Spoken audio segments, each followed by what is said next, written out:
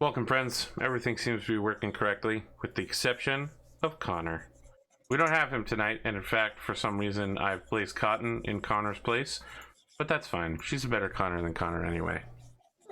There it is! See, Cotton is tired, so I'm fishing for really anything. Literally the most pathetic jokes possible, whatever it takes. We're still playing tonight. We were going to do something special. By we were going to, what I mean is, we're still going to do something special, whether or not Connor is here. I think Connor might actually be watching at some point, but he is sick, so he's not joining us live, and I assume he'll be watching the VOD of this at some point, just like you are. Friends at home. How should I say this? I have another show, Oath of End of Steel, which is very focused. We don't do intros at all. We just jump in and get the episode started immediately. Only got 3 players, and we spend the whole time focusing on roleplay. It's only 2 hours long. People think they like it. So I was thinking we would test out 3 one-on-one sessions, pure one-on-one. It's actually was 4, but then Connor left at the last minute, so you get the idea. Tonight is going to be about bim bam boom. There normally would have been a 4th B noise, but again, Connor not here. I'm trying to mind this one for all it's worth. So really what you're saying is he just ruined absolutely everything. The intro, the We literally can't do this without Connor. Yeah. It's a good thing you volunteered to go first, Mick. Otherwise, I would have started with Connor, and then who knows how the night would have turned out. An hour of silence. Yeah, so we got 3 pre-gens, 3 one-on-one situations set up. I don't know if Cotton even likes the character I made for her, because she hasn't said anything about it yet. But I was at work until recently, so sorry. You can take a look at them. I did read it, and I did like it. All right. I just didn't get a chance to reply yet. Let's make sure you go ahead and claim it. All the pre-gens are on the D&D Beyond overlay if you're watching live. If you're one of those cool kids. If not, I got nothing for you. Let me see here. So I need to send this link to Cotton so that she can properly join by claiming her character. Cotton's character is also non-violent. I don't think she has any attack spells at all. And she's a cat. I'm amazing at making pre-gens. Let's do introductions. I bought a car today. First car I ever bought myself. It was nerve-wracking. Took me 3 weeks of research. And then I had to drive it home, which was a big problem for me. I've been driving the same car for 13, 14 years. Wow. It's a 9900 Accord LX, so it was a lot closer to the ground than this 2018 CRV. So I've never had a car this big, long, wide, tall. Oh my god, it's nerve-wracking at every moment, and it's got things that's like lane departure. All this stuff. They were like, did you want the rear camera? And I was like, maybe. And then I was like, oh shit, I have to pull this thing backwards. And I was like, you must include the camera. I can't live without it. Yeah, those are cool. Yeah, so, you know, it was a huge purchase. Probably the most I've ever spent in one place in my entire life. But, you know, you gotta have a car. Price is great, you know. I feel like if you have the spare money to buy a car, now is the time to do it. They're doing pretty good deals. Yes, they are. I managed to get below sticker price as my closing. Wow, fantastic. Yeah, I thought that was pretty good. Especially when they said, this is the no haggle price. And I was like, I'ma haggle that shit down. Yeah. And I did. I got about $2,500 off of the sticker price. They insisted, no haggling. And I was like, okay, we'll see how that goes for you, bud. Got 'em. They didn't know who they were messing with. Well, they didn't know that I walked in there and was just like, yeah, I know how this game's played. Bitch. The car only has 5,000 miles on it. It's incredible. Well, I'm so desperate to not hit anything with it. 2014 CRV, and we really like it. Yeah, Yeah, Super nice. that lip, they're very nice. Moving from the Accord to the CRV is a huge change for me. I think the biggest change is that I can attach my phone to the speaker system now. Oh, yeah. So instead of having to leave my phone in the seat next to me in order to listen to all my music, it just comes through the speakers now. That's not helpful to anybody around me because they have to listen to my shitty trash music. But it's helpful to me. What else do I have going on? I don't know. I was recently disappointed by conorhughes not showing up tonight. I mean, it was such a huge blow to me on the inside. I feel like it was a personal attack on me. Oh, it definitely was. Yeah, it's pretty hard to recover from that kind of treatment. I'm glad Mick is here in order to help me with these jokes. He said he couldn't go on without his best friend and life partner, conorhughes. So That's exactly what he said. Mick, what do you got going on? I mean, just pretty much the usual. I'm starting to branch into smut western as a genre I'd like to explore with my comics. I feel adrift without my life partner and platonic soulmate, conorhughes. And I'm working on a portrait of my character for this evening. It's looking good. That's it. Rob, what do you got going on? No, I almost want to go back on your... Well, we'll let it go. We'll let it go. Rob, what do you have? You're letting it go? I don't have anything. You know, I bought my car a couple weeks ago, so I was happy with that deal too. And I can sympathize or empathize that I love being able to play the sound over the speakers. Yeah. Best feature of the car. Work-wise, I'm doing a commission. I might work on the commission tonight, or I might draw my character. I don't know, but not too much going on yet, artistic-wise. But I plan on being back on 3 times a week, starting Wednesday. So I'll be back. I always say that, but it's going to happen. But eventually, you mean it. Yeah, eventually I will mean it. Cotton, how about you? I bet you're way more exciting than I am today. No. No. I think we've already established that Cotton is actually asleep for tonight's game. This is all just sleep RPG from her. Yeah. I'm kind of awake. I'll probably wake up since I've moved because I was laying down. So the more I'm, sitting up, the more awake I'll be probably. You know what you need? Just a whole gallon of sweet tea. That'd be nice. With a I squeeze used to of have lemon one in in my it. fridge, but it's gone. Did you drink it all? Did Pondo drink it all, or did you drink it all? No, Pondo doesn't drink tea. I drink it. I have no regrets. I didn't drink it today, though. You drink water? So Wow. It's gonna move right past that. at work, that was sent to daycare was exposed to coronavirus and exposed the entire daycare. And Wow.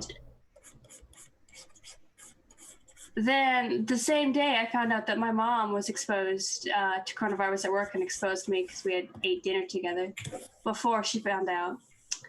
Kind of. Wait, I don't know if she was before or after that, now that I think about it. It was either the next day that she had been exposed to the guy at work. We had visited each other one day, and then shortly after she got exposed, or shortly before we got exposed. I don't remember which. We both got exposed. We both exposed my niece, who was visiting for just like 2 weeks after she's been in quarantine for 2 months. Right, but it's because you guys were the last 2 people in America to get exposed. We've now taken care of the problem. We can disband the task force. No. So. Well, let's- we're both waiting on No. if the kid that went to daycare comes back positive, which she had to test, then we have to go into self-quarantine because it's a direct exposure. If it's a second-hand, which it is right now, then we can keep doing fine. That's the same with my mom. She was exposed to somebody at work who was exposed. So if that guy, who is also getting tested right now, she might have to go into quarantine. So we're waiting on tests.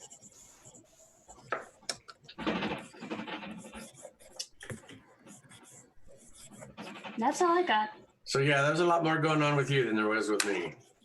Yeah, we found out that about this possible exposure the kid would have been in like last week, and today there were like 3 or 4 people that went home with fevers. So it's not looking great. Maybe you should self-quarantine now. I can't. I have to go to work.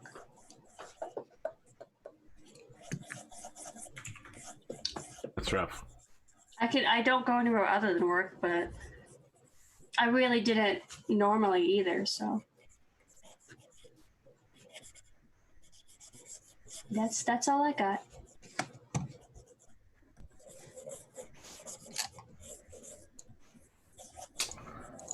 I don't know what to say about that.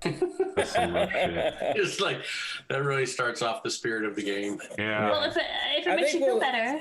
Segue to the fact that even though Connor doesn't have coronavirus, he's acting like he does the disease. And that's why he's not here tonight.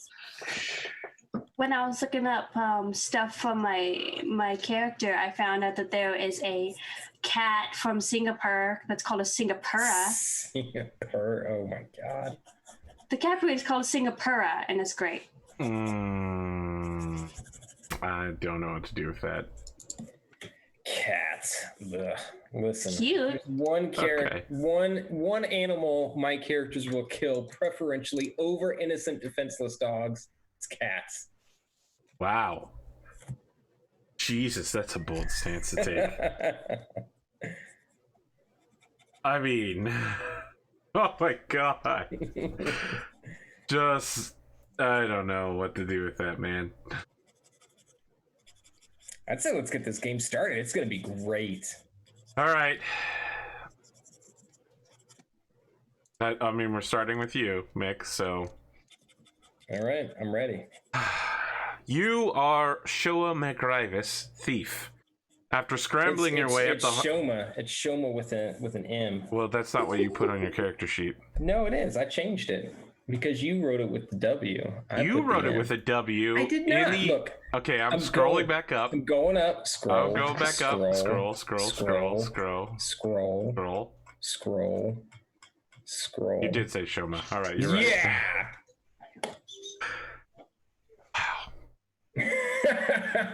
You want to interrupt me through the whole intro sequence too? Nope, I'm done. I'm Okay. done. You are Shoma McRivis, thief. After scrambling your way up the hard streets for years, bouncing between gangs for protection, you finally found your niche, rolling on popular merchants and nobles for their money. Where normally you might find allies turn against you for coin or favor from the local soldiers, no one looks twice at the greedy ham-fisted getting their due. Digging yourself out of a financial and social network of debts you've accumulated over years, there's a chance to finally be free. The castle town of Clan Fergus is dark, wet, and crowded, and any place is better than here. All you need is one last job, a big score to pay off the old vampire running the slums who you borrowed from. Your target is... Where you tell me the name of your target. Oh, the name of my target? Oh, Yep. shit. I didn't think so. I included brackets or underscore lines for everybody to fill in, you know, names. Oh, no. Oh, I get it. I get what the underscore is there for. I'm going to say Lord Farquaad. Falderfwyn. Balder Win. Falder. Totally not made up on the spot and Win. definitely Nope. coherent Definitely, linguistically. yeah. Yep. Spent Your a lot of target time is- and effort on that. Lord Falderfwyn, a wealthy merchant who makes his fortune buying captured enemy soldiers and deserters from the army and shipping them to unsavory locations for hard labor. Little more than a slaver. After hitting a child with his carriage at market, the town is simmering with rage against him. His guards are new and unmotivated and not particularly well played. His wealth, enormous, and the jewel of Aku Abi that he keeps in his treasure, priceless, some say. With this, take this last target down and you'll be free of your debt from... Insert name here. The Vampire Lord of the Understreets. All right. You have to insert a name there. Oh wait. Oh, that's the guy. Oh, You'll You'll the save your Vampire debt Lord. too. Insert name here. The Vampire Lord of the Understreets. I'm gonna go with Conorhughes. I was gonna change the N to a V to make it more vampire-y, but I was thinking Cover. Cover Hughes. Very well. It's terrible. Lord Kovar sends his regards. All right. So my understanding is that you want to try and become friends with one of his guards. Yeah. I want to try and get it in with one of the guards.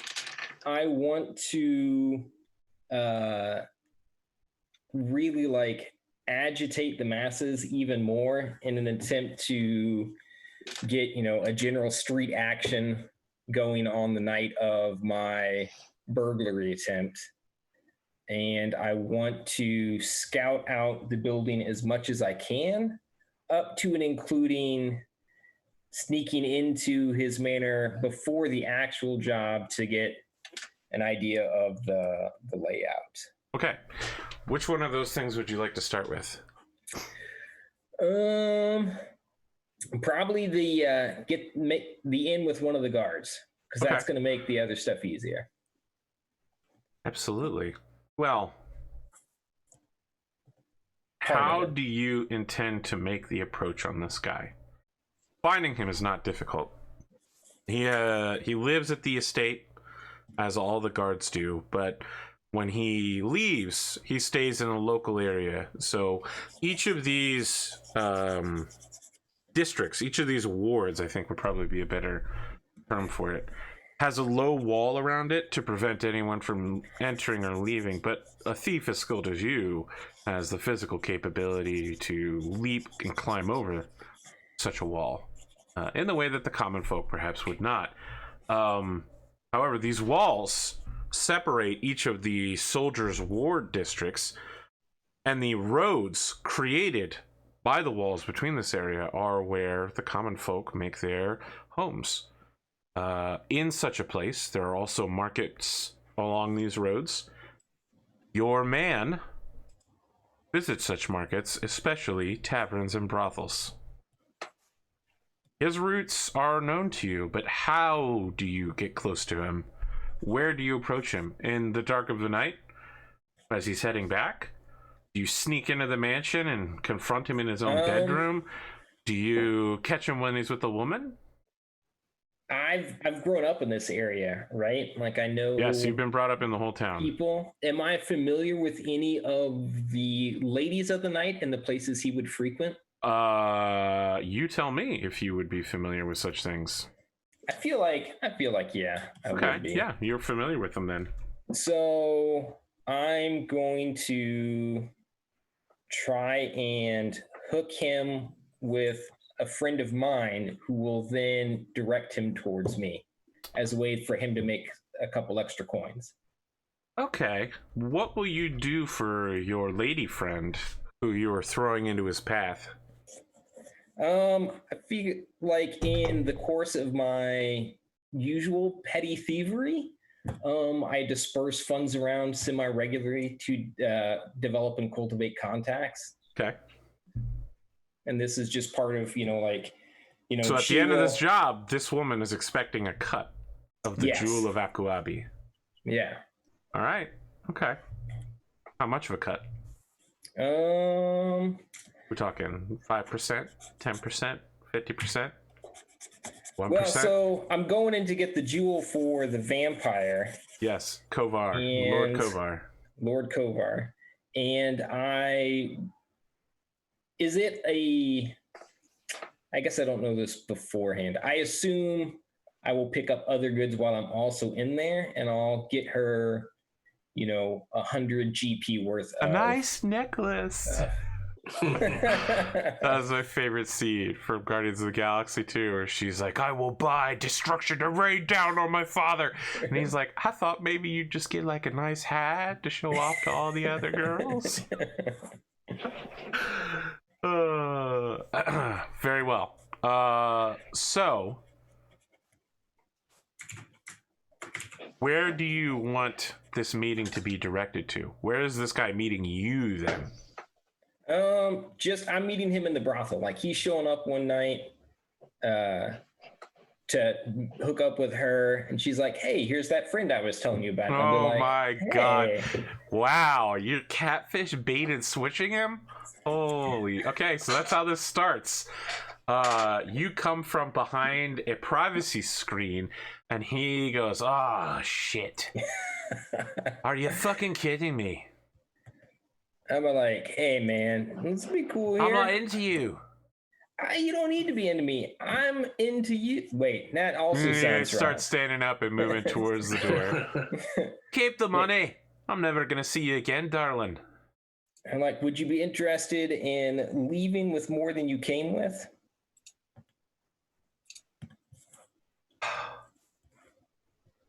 I'm not interested in doing anything with you. No, you don't have to do anything with me. You just have to do something for me. No. Okay, so his hand is on the door. The door is 45 degrees open. He's about to step through it. Okay, yeah, no, I see how that sounds now. I see how that sounds now.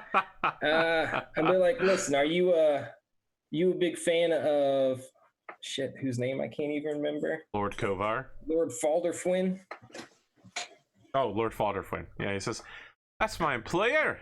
He turns around slowly and cracks his knuckles and says, "Well, this conversation took a very different turn." Does he treat you all right? So he reaches down and pulls out like a bastard sword from his sheath, and he says, "Oh, he treats me, better than this conversation has." All right, so just to be clear, this guy went from "I'm not into any of this weird sex stuff" to, "Well, it seems like I'm gonna have to murder both of the people in this room."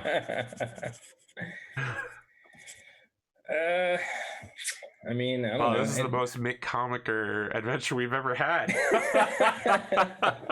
I guess that's what happens when you get pure, undiluted Mick. It's going to be over in 5 minutes. Yeah, I was going to say, it's going to be fast. I'm going to say, like, does he... I'm not going to be threatening at all. I'm going to be like, I'm just asking, does he take care of you guys all right? I mean, it seems like you're a little strapped for coins sometimes, and you don't need to be. All right, so I'm going to let all of you know ahead of time, your characters have one inspiration before going into this. And I'm saying this because I need you to roll persuasion. And it seems like this is going to be pretty important. All right. I'm gonna... Ooh, I could just click this little button on D&D Beyond, but that doesn't do anyone any good. Because you can't see that at all, can you? That's correct.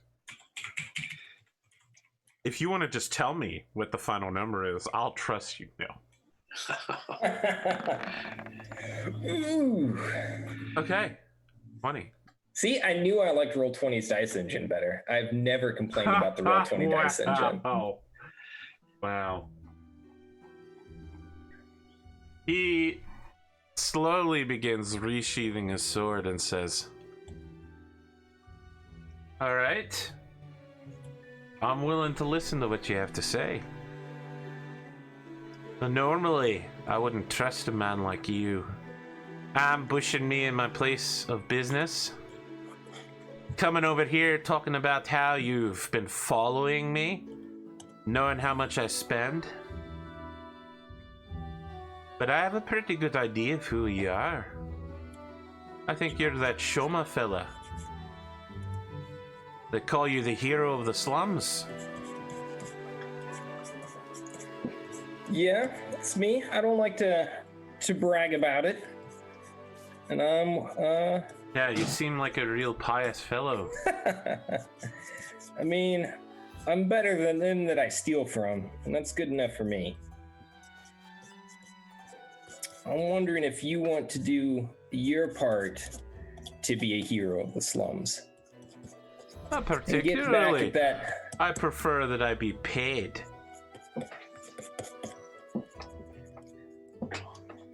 How would you like to... Oh, how would I say that? How would you like to... I don't know. Do you want Set to your build a own snowman? wages. Set your own wages? He says, No wages, a one-time deal. After this man goes down, I'm gonna have problems finding work here. So I'm gonna need enough to make it worth my time and travel expenses. How much does he have on that house of his? I don't know that I'm comfortable discussing that with you until you've paid me. How much money did you give us? Starting money? I did. You have starting equipment, so it's like 15 Okay. gold pieces. So it's not a lot. Yeah, it's not a lot. Well, 15 gold pieces is a 15 considerable gold. Yeah. amount. Just not compared to the wonderful majesty Right. of the Jewel of Akuabi. Right. Or compared to the wonderful majesty of your massive debts with Lord Kovar. I'm gonna say, I'm sure there's been something inside there you'd like to carry off with you. And when I'm done here, Oh, I can't be seen carrying things off, reselling it down the line. What's it they call it? Any plausible deniability? oh yeah, of course. I would know a fence, I'm presuming. Yeah, oh yeah. I mean, it'd be hard to do your job without one. And well, yeah. So I need the name of a fence real fast. Johnny the Fence. Johnny the Fence, Cothan, Cothon. Who was the name of the neighbor that you could never see in Full House? Full House or Home Improvement? Home Improvement. Home Improvement. What was his name? Shit, I just thought of Wilson? it. Wilson, yeah. Wilson, Is yeah. Wilson your fence? Wilson's the fence. Yep. I don't know anyone named Wilson. That's because he knows how to do his job. But anything I move through Wilson. Anything you want and you want to move, you can move through Wilson too. So you want me to do what exactly? I just need you to leave a door unlocked one night. That's it. And I take something with me to sell at your fence? Well, how much would I want him to know? Like, leaves the door unlocked. Yeah, like this is not adding up to him. Yeah. I'd say I'm the hero of the slums, right? And instead of continuing with small jobs, I'm going to make a big statement. And your boss is the one who gets to go down for that. So you leave a door unlocked, get in, and I'll do my job. Anything you want is going to be yours for the taking. And he's not going to be in any position to tell you no, except for the Jewel of Aku Avi. Yeah, there's no problem with me picking and carrying something out. The problem then, lad, is getting a job down the line. Oh, you won't be the only one picking and carrying stuff out. No one's going to need to know that it was just you or know that you took anything. It's going to be an open house Make night. a persuasion check at disadvantage. Disadvantage. You are attempting to sell this guy on so much chaos will happen that no one will pay attention to the fact that you completely screwed your employer over. So to roll twice, I just, instead of copy, it can't be 2d20 because that adds it. So it's No, you do 2d20, but then you do KH1 will be keep KH1. highest one. or, but I need to keep lowest, right? Because it's disadvantage. Oh yeah, so DH1, drop highest one. DH1. That's the power of rolling, my friend. Ooh, That's they're not both great. terrible. A 5 and a 2 on the dice. Wow. Yeah, he's like, no dice. I'll tell you what. I want the rest of my night here comped with your friend. And I want 20 gold pieces up front. And I'll still take whatever I want. You will fence it for me. Sounds like a plan. Let me see the 20. I'll give you 15 now, and by the time you're done having a good time tonight, I'll bring you another 15. Okay. He holds his hand out for the bag. All right, I'll give him all my gold. Okay. He starts undoing his belt and he says, get lost. All right. And then I'll walk out and go rob someone for $15. Wow. It's going to take a lot more than just saying that. 15 gold pieces is a lot of money. All right, hold on. Where am 15 I? gold pieces is like You need to go 15 months' away. wages. Oh, there it is. 15 gold. Okay.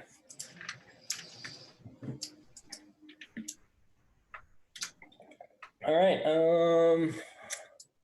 So like what time of night is it? You tell me. When you're the one that set this meeting, so you get to pick. Okay. He usually probably goes.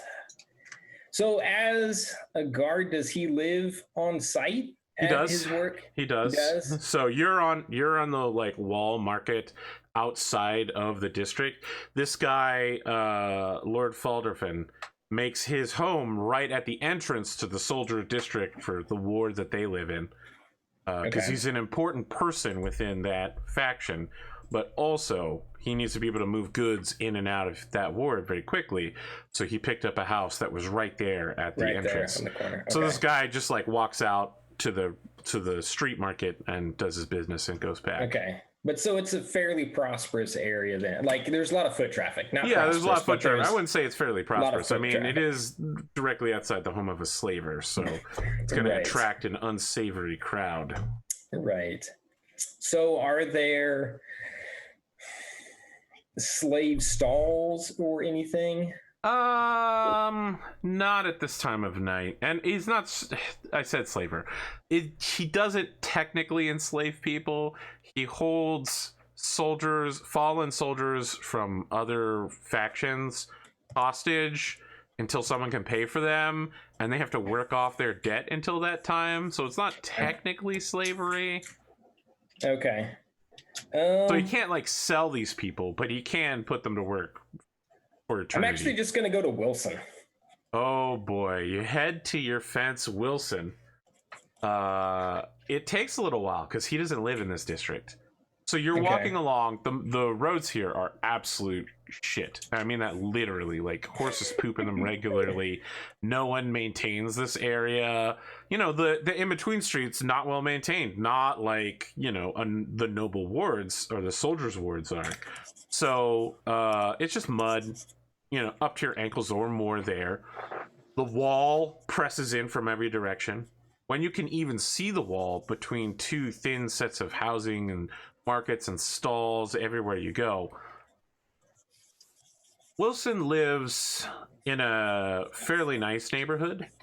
The kind where a respectable noble might slum to pick up an interesting item that they heard was available. Good price. Wilson has set up, it's a wood building, so fairly nice compared to some of the local architecture. It's built directly under the wall, which normally isn't allowed. He's kind of leaned the building against it to give himself a little bit more structural stability. One floor, nice little affair. Got a chimney and an iron stove inside. And there are carved into the nameplate above the door is little markings in thieves' cant indicating like fence, willing to negotiate, 20% up front. Okay. So if someone walked by, they'd be like, oh, I can sell my goods here, and the fence will take 20% off the Right. top. How long have I known Wilson? Have had a working relationship? I with feel like Wilson? probably your entire life. Okay. All right, so yeah, I'm gonna essentially go in and try to tap Wilson for $15. I'm good for it. I've never let you down. I've always provided the goods. So I want to ask, what does Shoma McComicker look like? I mean, we're seeing you draw this here, but walk me through it for those that aren't looking at the screen. All right. When he lost this ear, that's when he learned the lesson of patience. Wow. This is some deep backstory for a 1 hour pre-gen one shot. Okay. He has just hideous whip mark scar tissue on his back from when he was a kid, and that's when he learned not to get caught. It's been pretty shitty year. He's built a network of other people that have had pretty shitty lives. And he came to his, rolling the fat and indolent not out of, I'm not sure what I'm trying to say. He did it more as a way to start taking care of his core group, as opposed to a straight revenge motive against the wealthy. His friend in the whorehouse that he just left with the guy, he's known her for years. They've, been acquaintances, they've been friends. He sent customers her way, she sent customers his way. And he has that kind of relationship with a lot of people in this area. All right. So when you walk in, your guy, Wilson, goes, "Oh, fuck. Why you gotta be like that?" Well, You I know don't I've never see you disappointed you. holding the Jewel of Akaabi in your hands. Well, So it's a I'm work in guessing you want progress. something from me. do. You've been talking about how you're going to get out of the game, get out of the city, and yet here you are causing shenanigans. What do you need this time, It's Shoma? all just part of the plan. I just need a little stake to pull it off. So you need money, is it? I do. Trust do a need money. McRivis to come thieve in your pockets for gold. I mean, you got to be good at something. What do you need? I need 30. 30. 30. Gold? 30 gold to start with. I don't think it'll go much beyond that, but you can never tell in this line of work. Trying something pretty big. I want 20%.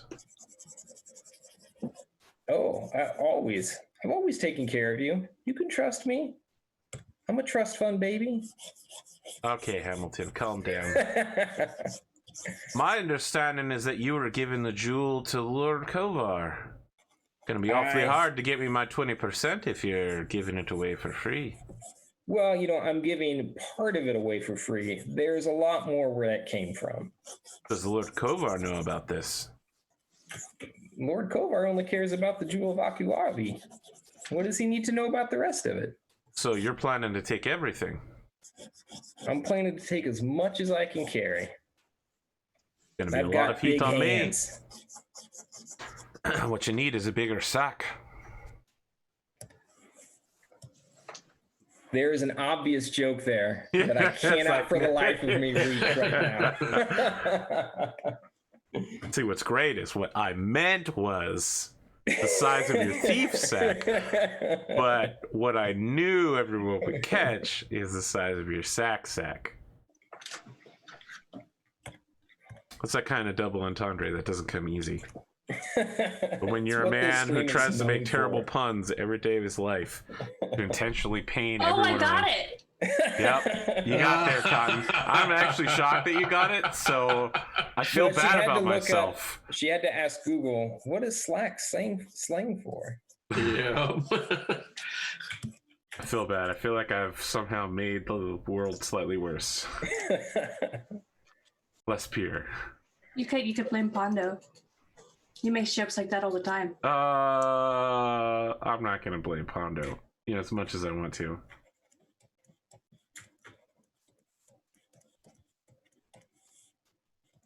It's easy to blame Pondo. All right, where were we? He wants 20% of everything. 20%. Yeah. I'd be like, sure.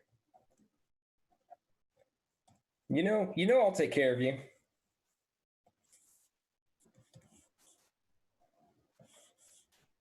Okay. I'm gonna trust you this time. What I'm hoping is the last time before you get out. Yeah, you and me both, buddy. You and me both. That's what I keep hearing, but you always keep thieving for some reason. Have you considered getting honest work? I mean, it sounds like a lot of work is what it sounds like, and I'm good at this.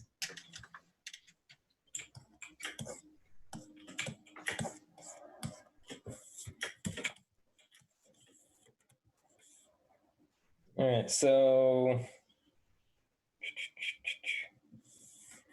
like he just wants 20 of everything I take.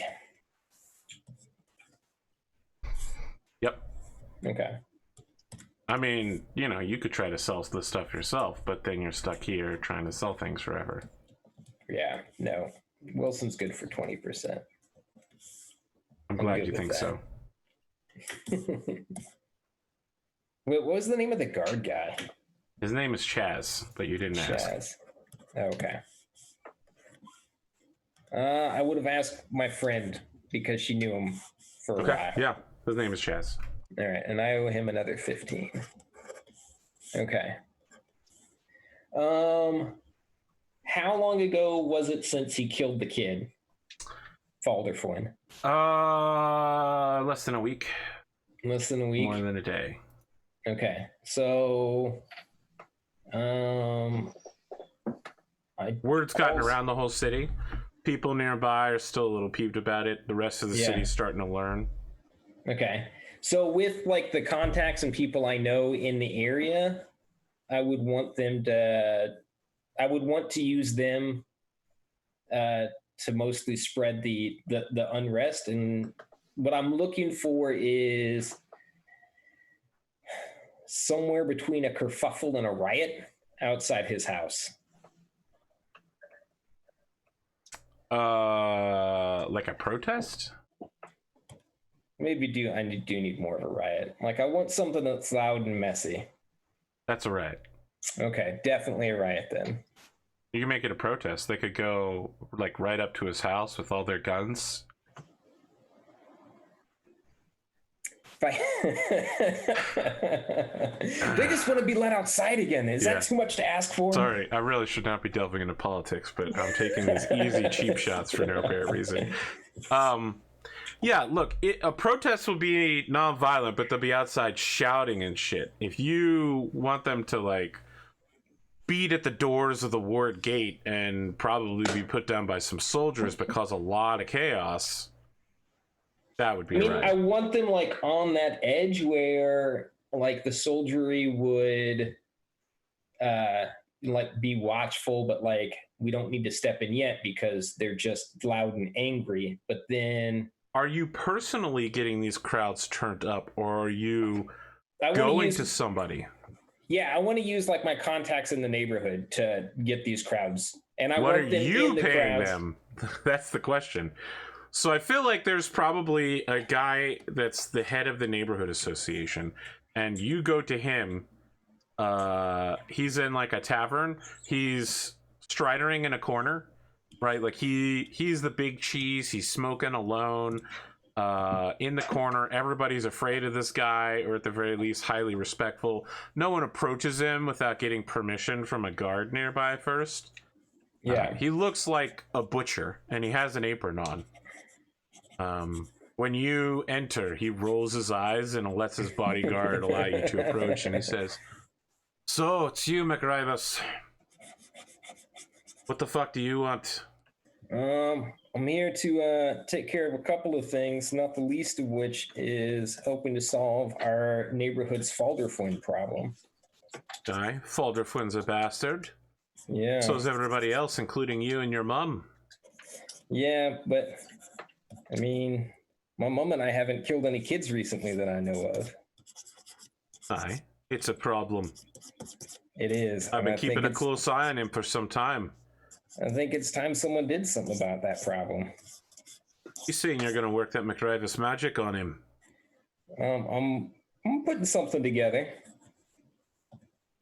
What do I get? You get a neighborhood without Falderflynn. You know, there's always a Falderflynn. Plus a cut of whatever I bring out of his place. That's what I like to hear.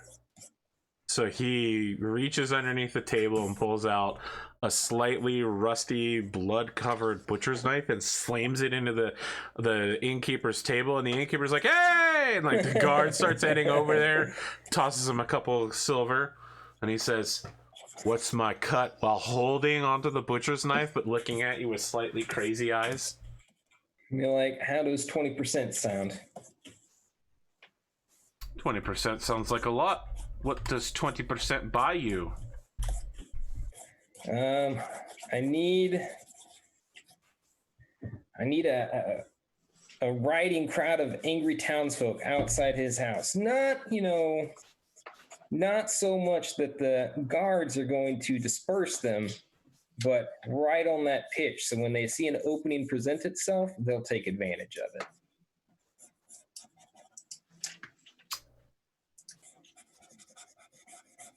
He looks at you. Make a persuasion check. All right. I've been killing it with these. It's been great, except for that two. That two sucks. Oh, you have it. That's the opposite of how reality works.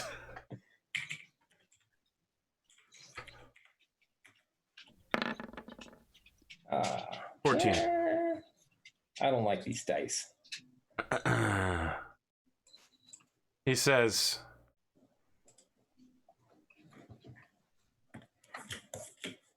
"I can make this happen. 2 days' time, I can give you a 1 hour window before the guards break it up. That's all I'm gonna Out of need. work men, desperate for a little coin, grieving mothers. Oh, perfect. I'll make sure they're there. Make sure you're there. I'll be there. I want to be paid, McRivis. Don't Have I skip ever town let you without down? me. Where it is, you're leaving. I'd hate for you to not put your coin in my pocket." I wouldn't do that to a friend. It's He just time lifts for me to move on to greener pastures. He lifts the butcher's knife out of the table and like a splinter comes out in the process, and he goes, "I'd hate to have you on the butcher's block. Yeah. You When and me men both. cheat me, I take what they owe me back out of their flesh." And he Seems looks you like up a and down real- and says, "Little scrawny and ugly. Don't think you'll be worth much." I'm gonna wiggle at my missing ear and be like, I've already learned that lesson. I have friends. Big family. You think you skip the castle of Clanfergus? Sure. You'll never evade my reach. So make sure I get paid 20% of whatever it is you're taking. And I'll be talking to Wilson to make sure I'm paid right. Yeah. No. He likes me better than you, because I don't need to do the dirty work. That's probably smart for both of you. 2 days. 2 days. Okay. All right. As far as I had planned, that was it. Was there anywhere to You're gonna pay Chaz his extra 15? Yeah. I'm wondering, is there any way I could have gotten plans of How would you do that? Manor? I don't know. Is that do they have a There's no zoning commission? drawn plan. There's no Yeah. this place is not advanced enough to have a bureaucracy that requires Yeah. coding I didn't think and so when I bring the 15 back to Chaz, yeah. I'm gonna use my discretionary 15 to get layout information, layout of the manor information from them, the guards, just general hasty Okay. information. So he's pulling his buckle back on and he says, another 15. Fine. What do I need to know? Wait, what did he say? He said, what do I need to know? Yeah. It's so in 2 days' time, I just need you to leave a door open. Which door? There's a front gate, I'm assuming, and then there's a back gate. Yeah, so each of these districts, of course, has that low wall running around them. Yeah. He has a fence to keep gawkers off of his property. Okay. 2 buildings, like the main house, and then like a side quarters for the men that he's barracking on his property. It's a squad of 4 men. Okay. Chaz is one of them. They rotate doing 2 and 2 at any time. The men are basically just there to make sure that no one wanders in, no one wanders out, and when the boss needs to go purchase things, you know, the merchandise doesn't run off. Okay. There's also, it's not a building, but it's more like an uncovered shack, so like a wall-less shack where his carriage is kept. Okay. There are 2 horses on the property. Central building is shaped like a long hall, so it's about 30 feet long, and then it widens out into a T. His treasury is at the center point of that T, and then he's got the place for his ex-wife on the left, where she used to live, and his bedroom is on the right. His long hall includes his offices, his kitchen, his meeting area. It's just like a big hall where his whole life takes place, basically. Okay. And he's got like the wall around it, carriage shack, back gate, front gate. Yep. Okay. So the wall of the compound, the left-hand side that you've drawn, that shack that the horses stay at, is pushed up against. No, you've drawn it correctly. Okay. That whole left-hand side is where the wall of the compound, the ward that he's in, is. Okay. Yep. That's exactly what it looks like. So that front entrance faces out towards the main thoroughfare where the entrance to the ward is. So Okay. if you walk into the ward, he's immediately on the left as soon as you Okay. walk in. Hey, look, this is great. I don't even need to prepare a map. You just draw one for me. This So is on fucking- this- this is amazing, Nick. This is what I need in life. So on this back wall, is that a butt to another manor property, or is there like an alleyway? The next place over is a soldier's place. Okay. So like a it's just a house. There's nothing fancy to it. There's no wall, but he lives privately alone. He's got his own suit of armor. He's got his own weapons. He has a horse, and it's like the horse is like tied to the outside of his house. If anybody steals it, he'll just hunt them down and kill them. How tall is the district wall? The district wall is only about 8 feet tall, so a normal person would have trouble getting over it with the way it's constructed. It's very difficult to get your hands up on, but you are an expert thief. You have athletics and acrobatics trained specifically for this. Getting over it is less of a problem for you. Is there a walkway up there? No. So it's unpatrolled. And It's not that wide. Okay, what's on the other side of it then? Like taverns, the brothel. The brothel? Yep. Just stuff? Okay. Yep. All right, so there are 4 guards, including Chaz. Yep. There's his Nibs. There's his Nibs' ex. No. She's dead. She's dead, but that's just where her... That's her bedroom, were. yes. Okay. And as far as Chaz knows, the center of the T is where the treasure's at. Correct. Okay. And so is that all that's He in never there? goes that far, right? Like, he's not allowed in there. Right. So it's just the 4 guards and Falder Flynn. Does he have manservants or anything? Yeah, he doesn't have any manservants. He basically uses the guards to do that for him now. Okay.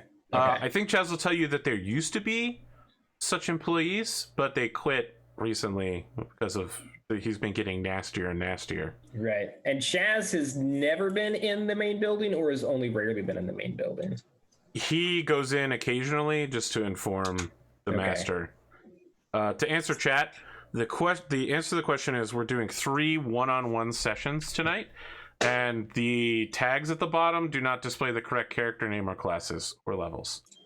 Those are for our actual full game. This is just a test.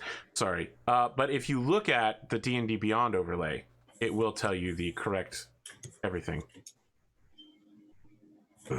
Well, Mick, you have less than 5 minutes to get in there, get the jewel of Akuabi, All take right. it back to the to the vampire. I'm ready to do it. Okay. Okay, So, I mean, you spent the whole time getting set up, so yeah, you are ready to do it. Tell me how broad you do strokes. this. I want the crowd out front. Crowd is out front. It's the middle of the day. It's noon. Chaz is gonna. I'm changing my plan. I think I'm gonna have Chaz leave the front open Yeah. or unlock the front. I'm gonna try and hop over this wall instead to avoid the guy in the back. Okay. All right, and then,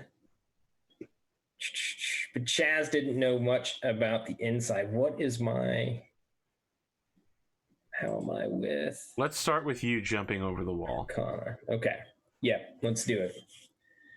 How are you doing it? Tell me what skilled technique you use. Do you physically climb over? Do you use a pole? Do you jump from the top of a building over? Yeah, so I'm gonna go to the ladders? the brothel on the other side. Look, we know walls are easy to defeat. The question is, which Yeah. method do you use? I'm just gonna cut a hole in it. Dig a tunnel, No, you know. it's made out of stone. It's not that easy. Yeah, so I saunter into the brothel on the other side. I Yeah. have a quick drink. I laugh it up. I chat with some friends. At some point, All of the discussion is about the gathering crowd outside. There's some worry that they're going to break the front gate of the noble ward. And of course, you happen to know that the front gate from there onto Lord Blue's property. Sorry, I want to call him Farquaad, but Falderfwyn. You know that the Lord Falderfwyn's front gate's open, so like if they get through that front gate, they're gonna absolutely invade his property. yeah, and like that. Everybody's worried now. They're like, If "Oh anyone no!" deserves it, that guy deserves it. I mean, that's your that's your go-to. But after I carouse for a bit, I'm just gonna. You don't have any money. I have friends. I'm not gonna like. I'm gonna mooch. Okay, there's no carousing. You quietly drink a beer that is given to you out of pity. I make it look like it's more than one, but it's really just the one. And then at some point, I make my way up to the top of the brothel. I'll check, like. So the over brothel the doesn't wall. have like roof access. That's not a thing. I can shimmy out a window and up, couldn't I? Very well. I mean, please. like, No, yeah. please. Yeah. That's Athletics the check I want to make. Yeah. Athletics. Athletics. Yep. I will include getting over the fence in this after you tell me what that involves. Okay. My God, I'm gonna. But I want to know whether or not you fall out the window. Break It'd be my really leg, and that's obvious. how I finish before my hour's up. Yeah. So I get up. Theoretically, what I do here is I get up on top of the brothel. 21. Yeah, you swing up, you swing out, you jump up, you pull yourself up. Just hands. You don't need to do any legs at all. It's just all biceps, triceps, shoulders. And then I'm going to like just. I don't know. So like the brothel is taller than the wall, or Yes. it's like they're the same. Yeah. Yep. All right. So I'm just going to check. Left, check right, check left Check again. left, check right, and then drop like a cat down to the wall, drop like another cat down to the ground. All And right, then the coast you is clear. managed to dodge all of the broken glass at the top and all of the like shards of pottery and ceramics that are specifically meant to keep people from jumping over or from grabbing over it. So you like land in the perfect spots and then you drop down. Make a stealth check, please. Stealth. So you land without breaking anything or killing yourself. That's a good start. It's going better than Mortrick ever could have. Well, Mortrick is a bard, so yes. Oh, Mortrick is also like level 1. You hit the ground, and you're like, yes, I did it. And then you hear the guard from the back go, huh? What was that? Was that one of those protesters? And then you hear someone walking on the grass towards your location.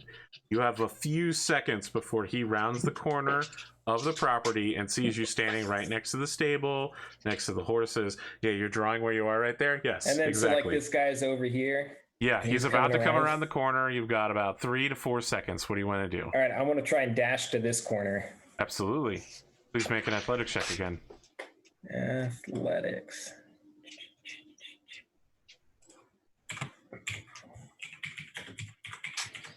I just want to thank Connor Hughes for calling in sick tonight so that we have a little bit more time to devote to each individual story. No, I was just gonna end after 3 hours and go play Final Fantasy VII Remake. Yeah. He rounds the corner and 100% sees you. All right. As you're trying to ghost, and he's like, "Hey, stop there!" And he starts jogging to catch up to you around the corner. Is it Chaz? It's another guy. It's another guy. It's Chaz's partner. Okay, I want to try and dash at this guy and jam my dagger into his neck and like just take him out in an instant. Do you have sneak attack? You do, because you're a rogue. Yes. Yeah. All right. I would like you to make a acrobatics check to get into the kind of position where you could make such a killing blow. And then we'll make an attack roll check if you're in position. Is that 23 for that? That is. Wow. Okay. So look, this guy comes stumbling around the corner like, huh? Where are you? Where'd he go? And then you drop down behind him from above. Make your attack roll. If you hit, you deal damage plus your sneak attack. All right. And I pulled out my dagger for this.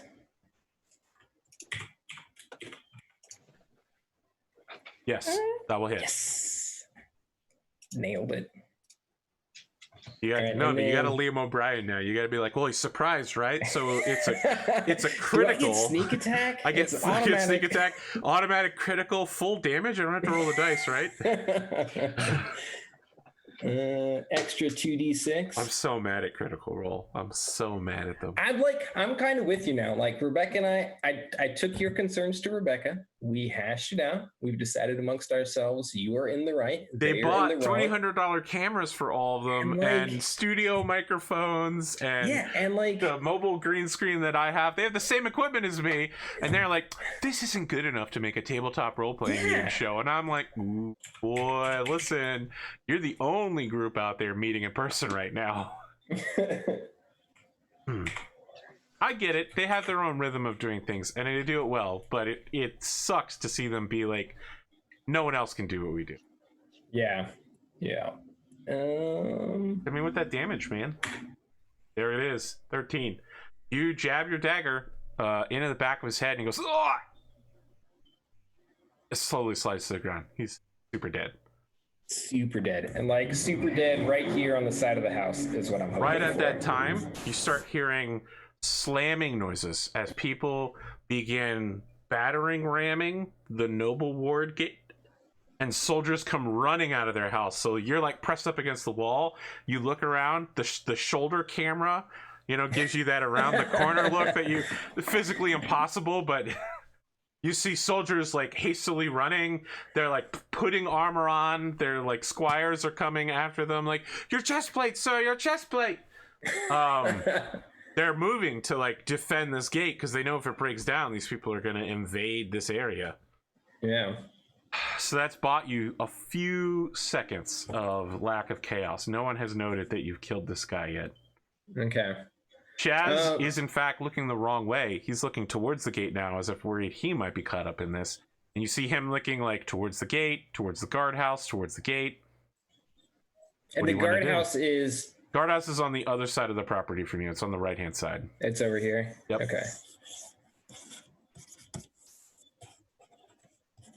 Okay. Am I by a window? Yes. You can see a beautifully proportioned room. So the house itself is made out of stone, but the inside of here is laid down with some warm looking wood. There's like a nice fireplace that hasn't been particularly maintained. There's a bed covered in pink lacy silks and like cute throw pillows. It's all covered in dust. There's a nice rocking chair. A dress is laid out on the rocking chair as if someone was sitting there, but there's nothing in it. The window is open already? It is not open. Just through the glass. Yes. All right. So,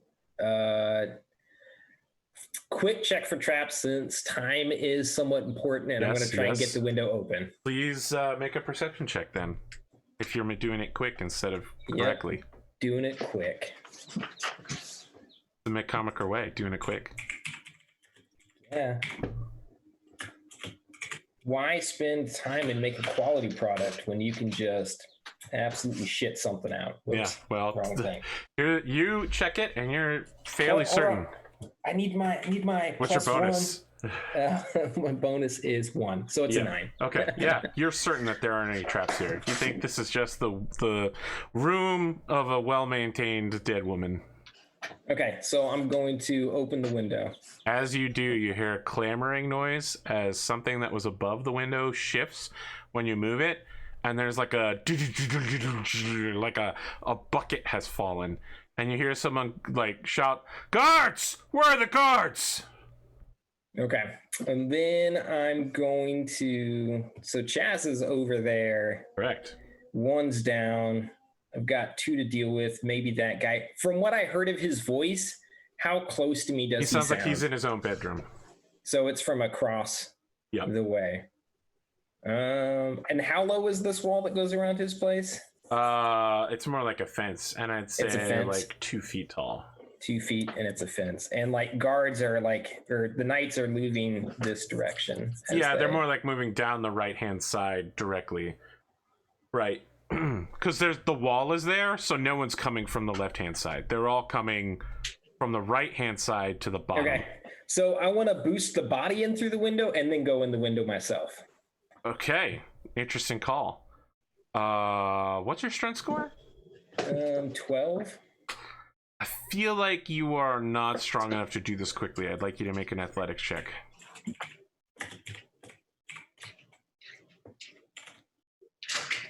Don't fail me now. Natural 20, 23 result.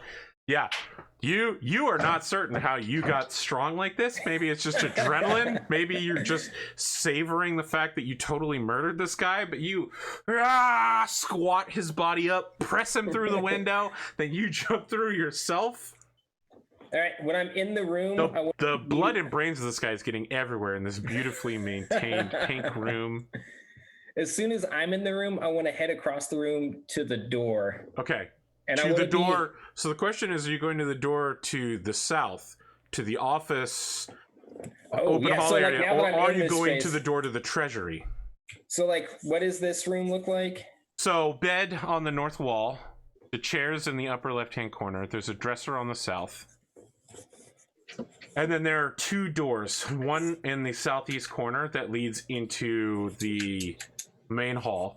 And there's one in the northeast corner that leads to the treasury.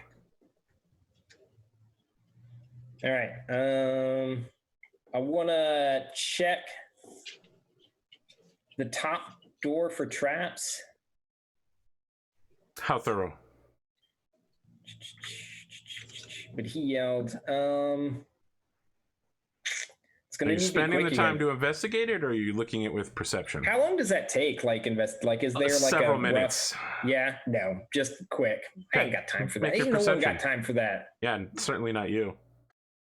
I'm going to ask, would you like to use your inspiration on this? Do I have to say before? Yes. You can't say after. You can't. Isn't it like lucky? Can't you use lucky whenever you want? Yes, you can, Laura Bailey, mass motherfucker. You'll notice that none of your characters are high enough level to have a feat. Cotton uses lucky in BattleTech too. It's so painful. And the inspiration is what? It's a D4. No, it's you roll 2d20 and you take the better of the 2. Take the better one. The type of inspiration you're talking about is bardic inspiration. Okay. No, I'm not going to use it. You have real inspiration, my friend. All right. I'm confident in that. You do not believe that this door's trapped. All right. I want to check the south door. Okay. See if I can hear anyone coming. Yep. You don't even need to make a perception roll. You can definitely hear that someone is strapping on something leathery to their body and shouting, "There's someone here! Guards! Guards! What the fuck do I pay you for?" All right, but it just sounds like one person. Yeah, but then he starts shouting, "Chaz, I know you're awake. Get in here!" All right, so I'm just gonna. I want to hide behind this door so when it opens, does it open in or out? That's a great question. I feel like it opens in, so you want to hide behind it so you can do the horror movie as the door closes, you're there with the knife. Yeah. Yeah, okay. And what do I have? I still have it. I have a dagger, a rapier, and a bow. I'm gonna keep the dagger out. Okay. All right. So it's about 30 seconds longer, and you can hear someone arrive outside the door. And he's just like, "Are you sure about this, my lord? We could wait till we got more people." And you can hear Chaz like literally inches away from you. And he's like, "Get in there now! Find them!" He slams open the door, and you basically get hit in the face with the fucking door. So, I mean, it hurts. You take 1 point of damage. Okay. Your guy enters, and immediately you see like the tip of his bastard sword move past the edge of the door. See, like, wah! He's like waving it around, and then he enters the room slowly. He goes to approach the down guy, and then you hear him turn towards your position as if he's like, oh, yeah, there's no one that's going to leave a dead guy in the corner over there. Like, obviously, you're behind the door. And it is Chaz? You're pretty sure it's Chaz. You just heard him talking. Yeah. And Chaz says, I think I found a rat, my lord. Let me silence him for you. I'd hate for him to say anything untoward about your character. All right. And so you can hear him, and I guess maybe you can see him a little bit depending on how far around. It looks like he's got his sword, his bastard sword, out, and he's taking steps back to give himself room. He's gonna charge toward the door you're hiding behind and stab through it with his sword so that you get skewered to the wall. Okay. And so it's like a pretty tight fit then between wall, door, correct. me. You are back there. He's on the far side of the room to your left, and he's about to try to make you. He's gonna skewer it. Yes. All right. So I'll be sending you to the butcher. I want to do a cool movie thing where I wait until the last possible second. Cool. Then I'll jump out. So as he skewers the door, he's stuck with his sword in the door, and I'm out on the other side. Do you want to do that fast, or do you want to do that tricky? What do you mean fast or tricky? I want to know whether it's athletics or acrobatics. Oh, like with acrobatics, I can imagine you like jumping and doing a high split over the sword. Athletics would definitely be like a sudden burst of speed. Oh, yeah. No, I want to do the fancy acrobatics thing. Okay. Make your roll. Because I like pull myself like up and over using the door. Yeah. And like, so course. he's stuck with like, and I'm floating down from above. That's what I want to do. Well, I don't know that floating down is a thing you can do. Floating. That's not how physics work. They call me Air Schwoma back in the hood. Air Schwoma? No. They're going to make a brand of shoes for you. Oh my God. You actually are. Listen, here's the thing. You're rolling really well now that your life depends on it. Yeah. You get up and over him. He is stuck in the wall and he's, and then he like reaches down and goes for a belt knife, but it's going to take him a few seconds to get it out, turn around, and stab you to death. All right. So you're behind him. Huh? You're behind him. Behind him? Yeah, you're teleported behind him because it's nothing personal, kid. I want to I'm gonna put him in a headlock, whisper in his ear, an extra 10 if you go limp and stay down. Ooh. Make a persuasion check. Know that because you're not stabbing him to death right now, if you fail this, you're gonna get stabbed in the leg. Now, okay, I mean, I'm just the game master, but I think maybe now's the time to spend that inspiration. Oh no! Okay, you're just rolling with it. Okay. Hold on. Did you say an extra 10 gold or an extra 10%? 10 gold. Okay. Come on. Well, I just said 10. Yeah. He can take that however he wants. Yeah, let's do it. I mean, he's going to think 10%. Yeah. Man, do I want to use that inspiration? I don't know. What does chat think? Does chat think I should use the inspiration? I feel like I am locked on the horns. That's saying do it, yes. All right, I'll use that inspiration. So it's 2d20 KH1. Yep. Plus whatever you need to add to the die. Okay. You get him in a headlock, and he goes, "No, not the dreaded palm style of Macrelis." The last thing he goes is, "My lord," as he hits the ground, and like at that moment, you could see through the door. Now that you have a chance, because you're standing beside the door, you can see through it, through the treasury, into this guy's bedroom. He has no pants on.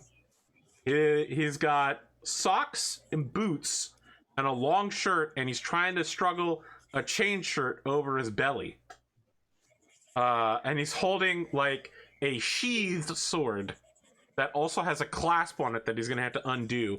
And he sees you and he turns toward you and says, "Thief! Thief!" Oh my god, you're drawing it. Look, you're doing your best to be the conorhughes tonight.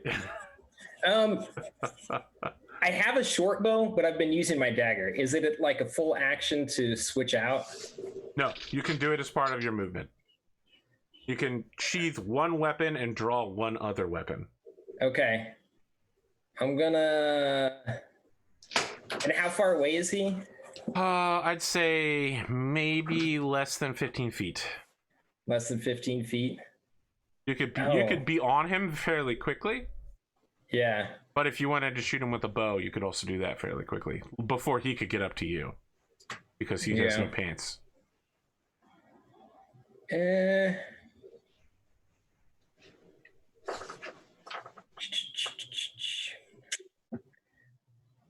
I'm just gonna rush this guy. Okay. No. Make an attack roll.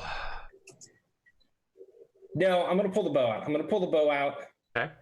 And I'm gonna just hold it and say, "Shut up." But if he tries to Make an intimidate roll. move or literally do anything but like shut up and stand still, I'm gonna shoot him. Okay.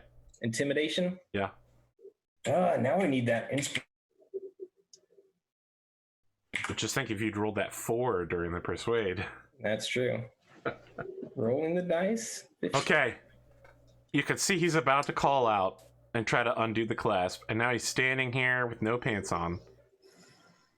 Like, his chain shirt only covers the top part of his torso. It's all bunched up over his stomach, and he just holds the sword in his hands over his head and doesn't say anything. You've got like a drawn bow with an arrow in it pointed at him. I feel like we got that creaking noise as you draw it back to you because it's all silent. Yeah. All right. So do I hear anyone else in the house? Yeah, not in the house, but outside the house, you can hear people shouting because it sounds like the gate is about to break down. The riot has gone out of the hands of your local butcher and has become a real riot. Okay. So I'm going to tell him to get on the ground. No, wait. Do I... He starts going down to one knee, and then you say, "No, wait," and he stops. But now his knees are shaking because he can't hold his weight in this angle. All right, so I'm in this treasure room area. You're before the treasure room. You're still in the bedroom. So I'm still in the bedroom. But yeah, like, you haven't moved from the door as far as I know. You can move wherever you want to. Yeah, so I'm going to move in a straight line towards him. But when I get into this treasure room area, I want to check the hallway and see what I see. Okay. Just like as a quick glance and then back. You're glancing south, right? Yeah. The door's shut. Okay. So it's just us. Inside the treasure room, in the very center of it, there is a pedestal upon which a ruby the size of a lumberjack's closed fist. Multifaceted, perfectly shaped, in cuts. You know, it's got like 30 plus cuts on it. Perfectly see-through. Everywhere else in here is just papers. Stacks of papers, boxes with papers in them. When I say boxes, it's probably not boxes. It's probably like wooden crates. Everywhere. Okay. Bills of sale. You could see pages of rumors, sworn testimonies of different things. Okay. Do I see anything that looks like a chest or a lockbox, or it's just papers? Just a giant fuck-off gem and a whole lot of papers. Okay. I mean, we're talking, there's probably like 90 to 100 boxes in here. Crates. All right. So I'm gonna tell him to pick the ruby up. He says, no man should touch it. It's cursed. It's cursed, you fool. That's why you're the one who's going to pick it up. It'll bring misfortune to you. That's why you're the one who's gonna pick it up. Look what it's done to me, man. Look what it's done to me. Yeah, it looks real rough in here, buddy. I don't feel that bad for you. He's gonna stand up. He's gonna move towards it. He's gonna pick it up. All right. And I want him to... Is there a door here, or is it just open? Like... There's a door to the south. And that door is closed. That's why you can't see into the hall. Okay, so... Ruby's here. I want him to put the ruby down, like, right here, in between the pedestal and the door. Okay, he does so. On the ground. Then I want him to, like, back up and lay down, face down on the ground. He does so, yeah. All right. He is crying. He is crying. And then I'm going to go over. I'm going to pick the ruby up, put it in my satchel. I'm going to say, do you have anything else in here? Like, do I see any... Gold. I'm gonna ask him if he has any like gold on hand. Like, does he just have gold anywhere? So he says everything I've got is in men, favors, blackmail. It's all around us. No, like candlesticks, no mementos, no fancy silverware. When you mention that, he looks towards his bedroom where you can see several such objects, like a golden chalice covered in gems. He, you know, of course, he's got the chainmail that he's half wearing, the sword that he... you don't know what the sword's like, but it has a very fine sheath inset with the silver inlay. Okay. I'm going to... You think his bedroom probably has quite a bit of wealth in it. Yeah, all right. So what do I have in my equipment? I do have rope, so I'm going to go ahead and tie him up. Okay. As you're tying him up, you hear someone outside go, has anyone checked on the Lord? Falderfwyn, are you all right? I'm going to whisper in his ear. It seems like there's going to be some problems. Falderfwyn, you should probably get in your carriage and leave. I'm going to whisper in his ear and say, like, say that you're getting ready now. You'll be out in a minute. Okay. But go back to the gate and watch the situation. Intimidation. Intimidation. If you don't, I still have this dagger. I will stab you in the motherfucking He knows back. that is a thing. Intimidation. Right there. All right. I went over, guys. I'm sorry. But just consider this to be Conorhughes' time that I'm taking advantage of. I'm fine. I'm having some trouble putting my pants on. Everything's fine here. I'll be out shortly. Yes, if you could find my guards outside and have them ready my carriage and then come in here.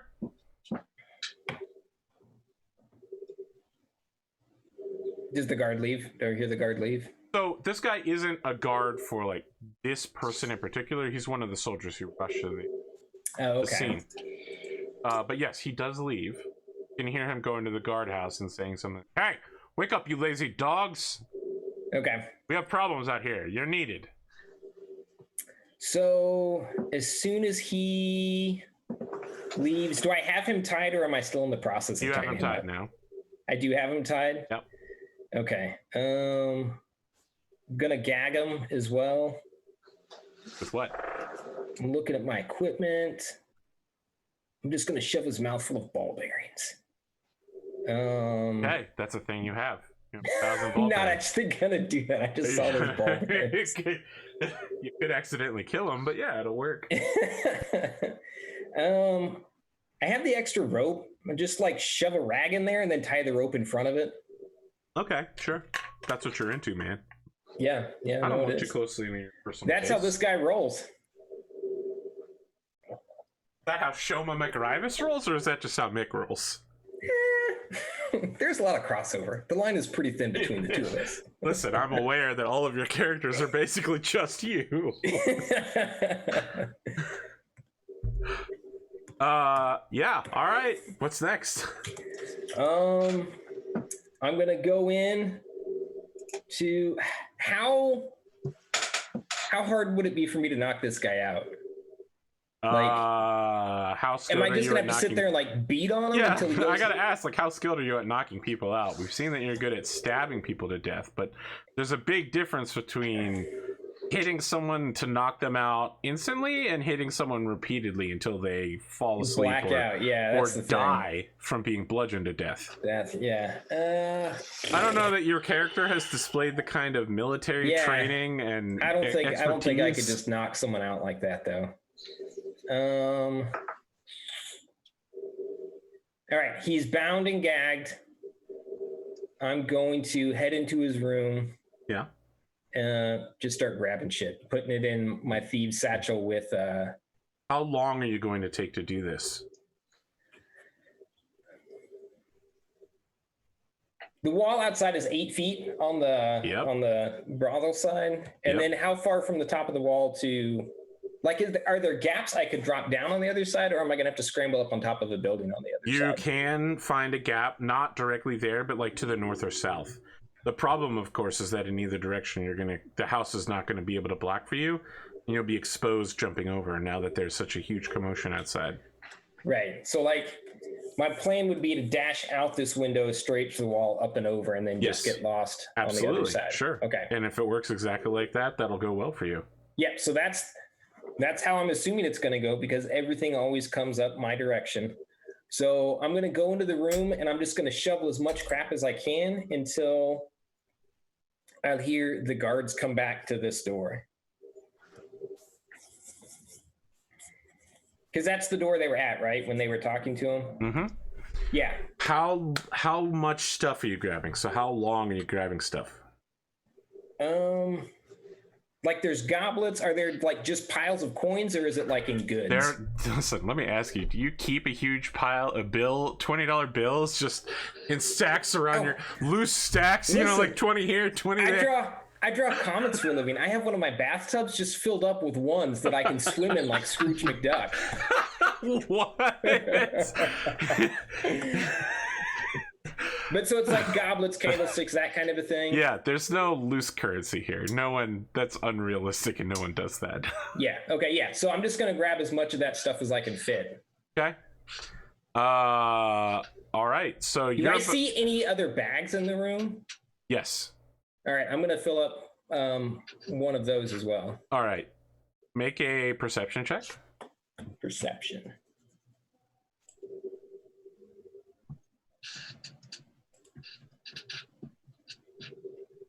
All right.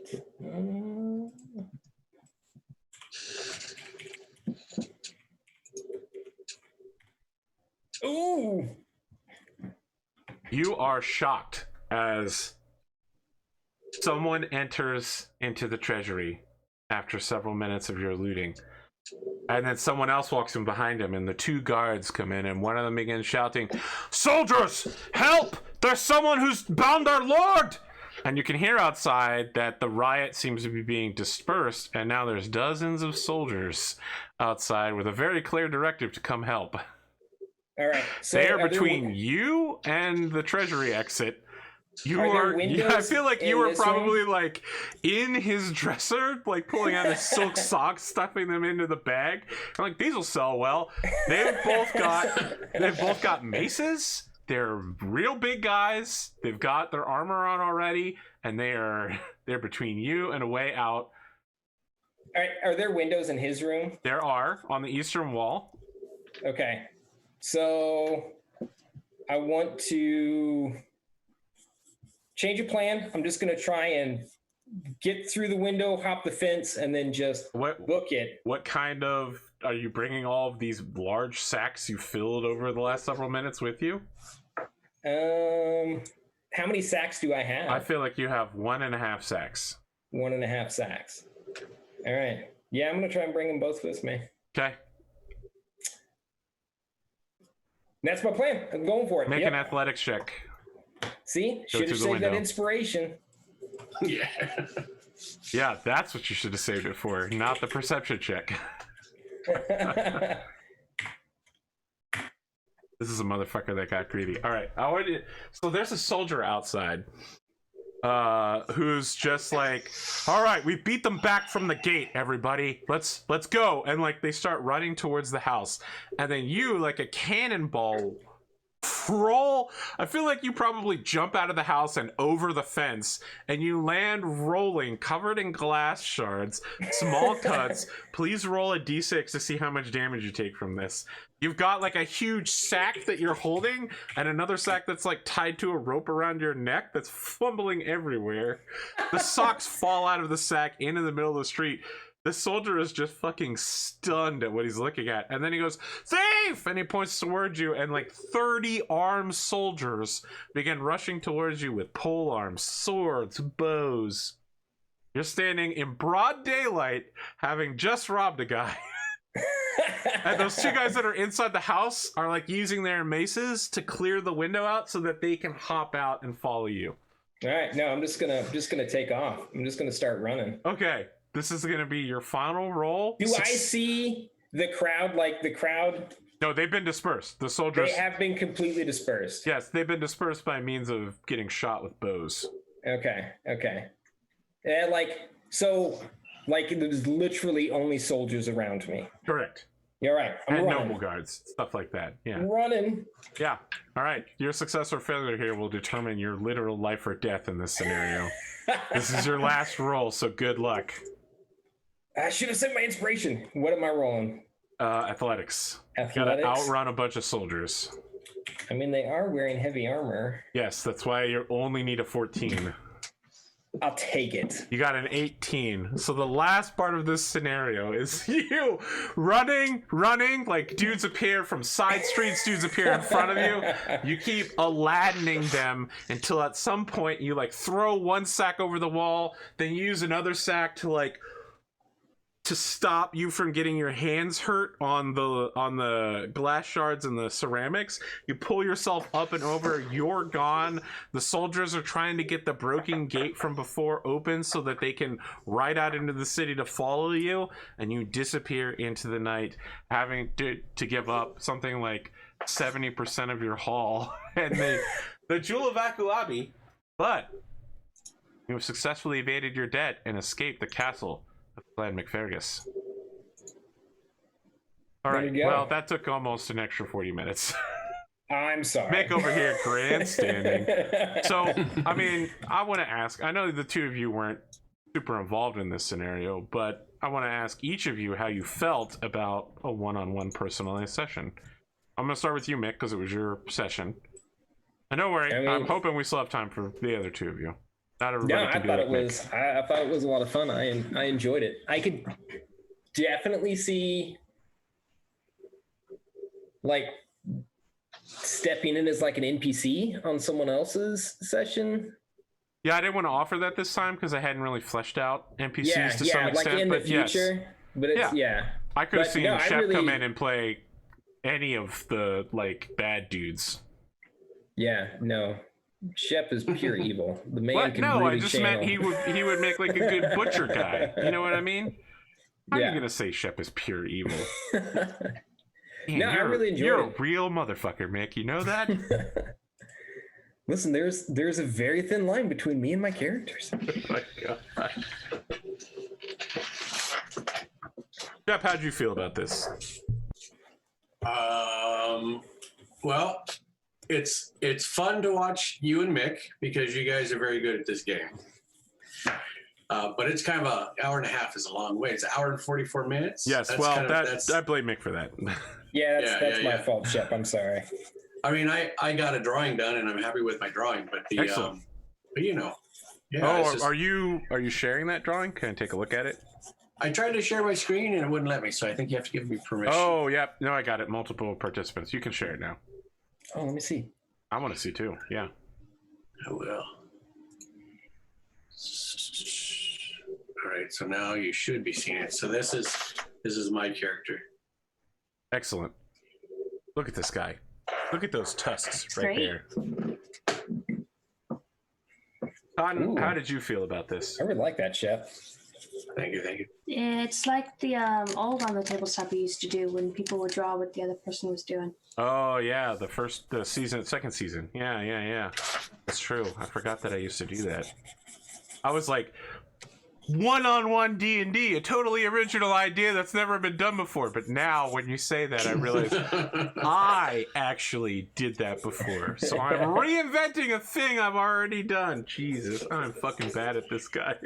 I'm so sorry. I didn't mean to be. It's I'm not sorry. your fault. I'm the dumbass. How were you okay with just listening and watching? You know, I know it's a lot of time to commit to just not being involved.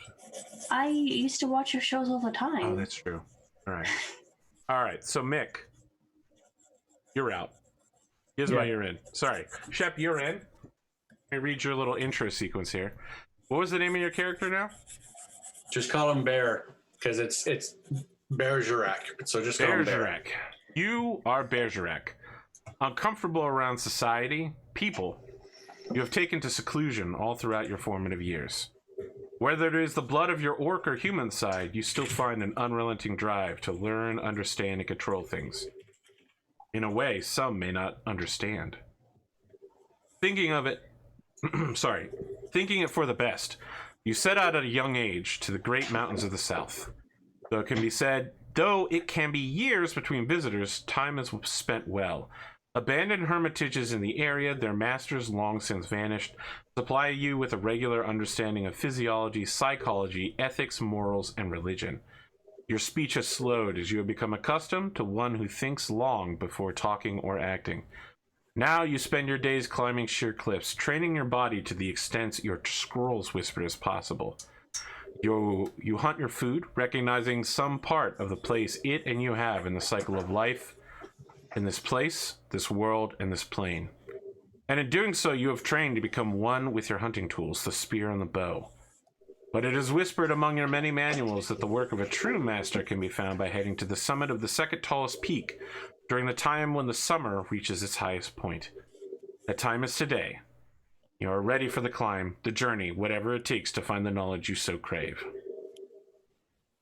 So, Bear, what do you look like as you're strapping on climbing equipment, your tools of your trade, scroll cases, a backpack? Tell us what you look like. Of course, we can see this picture here, but there are some people who only listen to when we play, so... Yeah, so he is a half orc. I think he has a little bit more of the orc quality in him than the human quality or whatever his half breed is. He's a little bit on the brawny side, not quite as, thin or I don't know, limber as a typical martial arts, but he's definitely, he's a monk. He specializes in the spear and the bow, like you said, so that's it's almost like a mystical connection that he has with those weapons, because he never leaves without them, practices with them, multiple times during the day. He's a humble guy, though. His dressing is pretty plain. He's like a typical monk, or a monk that an atypical monk. He's not that big into gold or anything else to look extravagant. I think only his weapons, are of quality. Everything else is well worn. As you exit the dark but warm cavern you call your home, there's a slight breeze as we get that camera helicopter swoop that shows that you are on the side of a truly enormous mountain. The place that you're at, it doesn't seem like there's any clear path to it. Like, there's no way for you to get up or down. But then we see that handholds and jutting rocks have been carved out so that you can make your way around the area. There are other such caves above, below, and all around you in every direction. Some of them have like broken pottery that we can see at their entrances. Others have scrolls that you have left read in them, like out. So like there's a scroll that's fallen open and is fluttering in the wind nearby at another cavern. You could see from the mountain across from you, several hundred feet, there are such caves all across them as well. But that mountain is the one that you must get to today. That is the second tallest peak. You must get to that mountain, climb to the top of it, and find where the shadow is cast of the peak at the sun's highest point. so that you may know where the work of the great master lies. Shadows cast of the highest peak. Okay.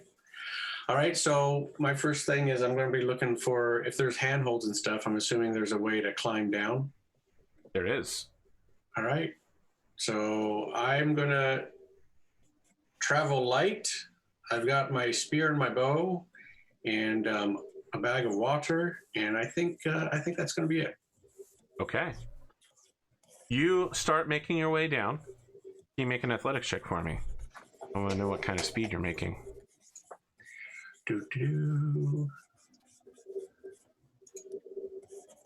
So is that a D20?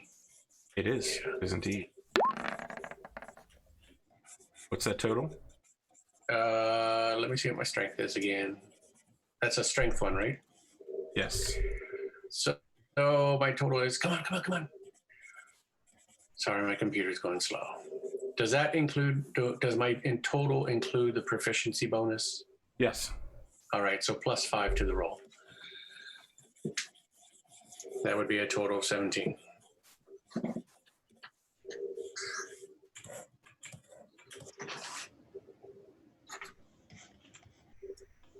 You make your way down quickly, carefully,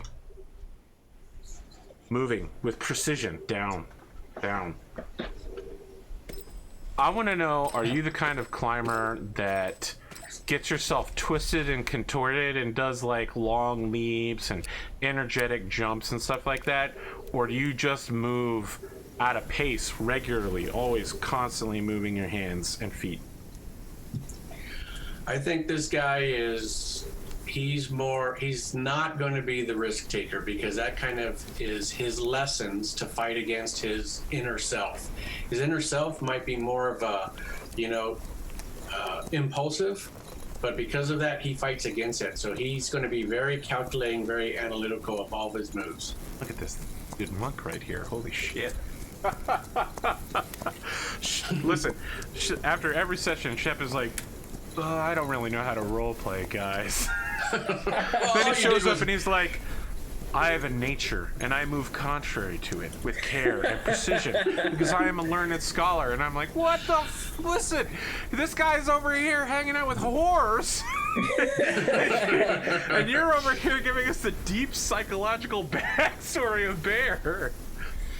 You make your way down to a natural land bridge that has been carved out. Several spires and peaks have fallen to form. Two of them have crashed together and made an unstable connection between both mountains. Upon it, you can see that massive mountain goats, from which you occasionally get the rare treat of milk from, block your path. They do not fear you, but nor do they respect you. So there are two of them, and this path between the two mountains is perhaps 500 feet long. They are positioned almost exactly halfway between these two broken spires. You would know that a fight here could be dangerous. Any sort of risky movement, you could fall from this land bridge thousands of feet to the ground below, or perhaps even damage it in some way. So then, yeah, that's my question. The goats stare from hundreds of feet away. Their huge horns turning to look at you. Their square black eyes as they go, meh. How large are they? Are they medium sized or small? No, they're like dire goats. They're as large as you are. Okay, and the only way across is this land bridge. You could continue to climb all the way to the bottom of the mountain and back up the other side. This will save you many hours. Yeah, but I only have one. So the spires that have fallen, is that new damage? That was a great answer. Oh my god. It took me a while. I was like, no, you got like 4 or 5 hours until the sun. No, you got me. Right, so the spires that have fallen, is that new to me? Like, that is have I not seen new this to you. area? This existed before your arrival 20 years ago. And so these goats, they've seen me before. Now, have they caused me problems before? They don't always cause problems, but they have caused problems on occasion. They're wild animals, and sometimes they allow you to melt them so that there's less pain for them. and sometimes they kick you in the face. All right.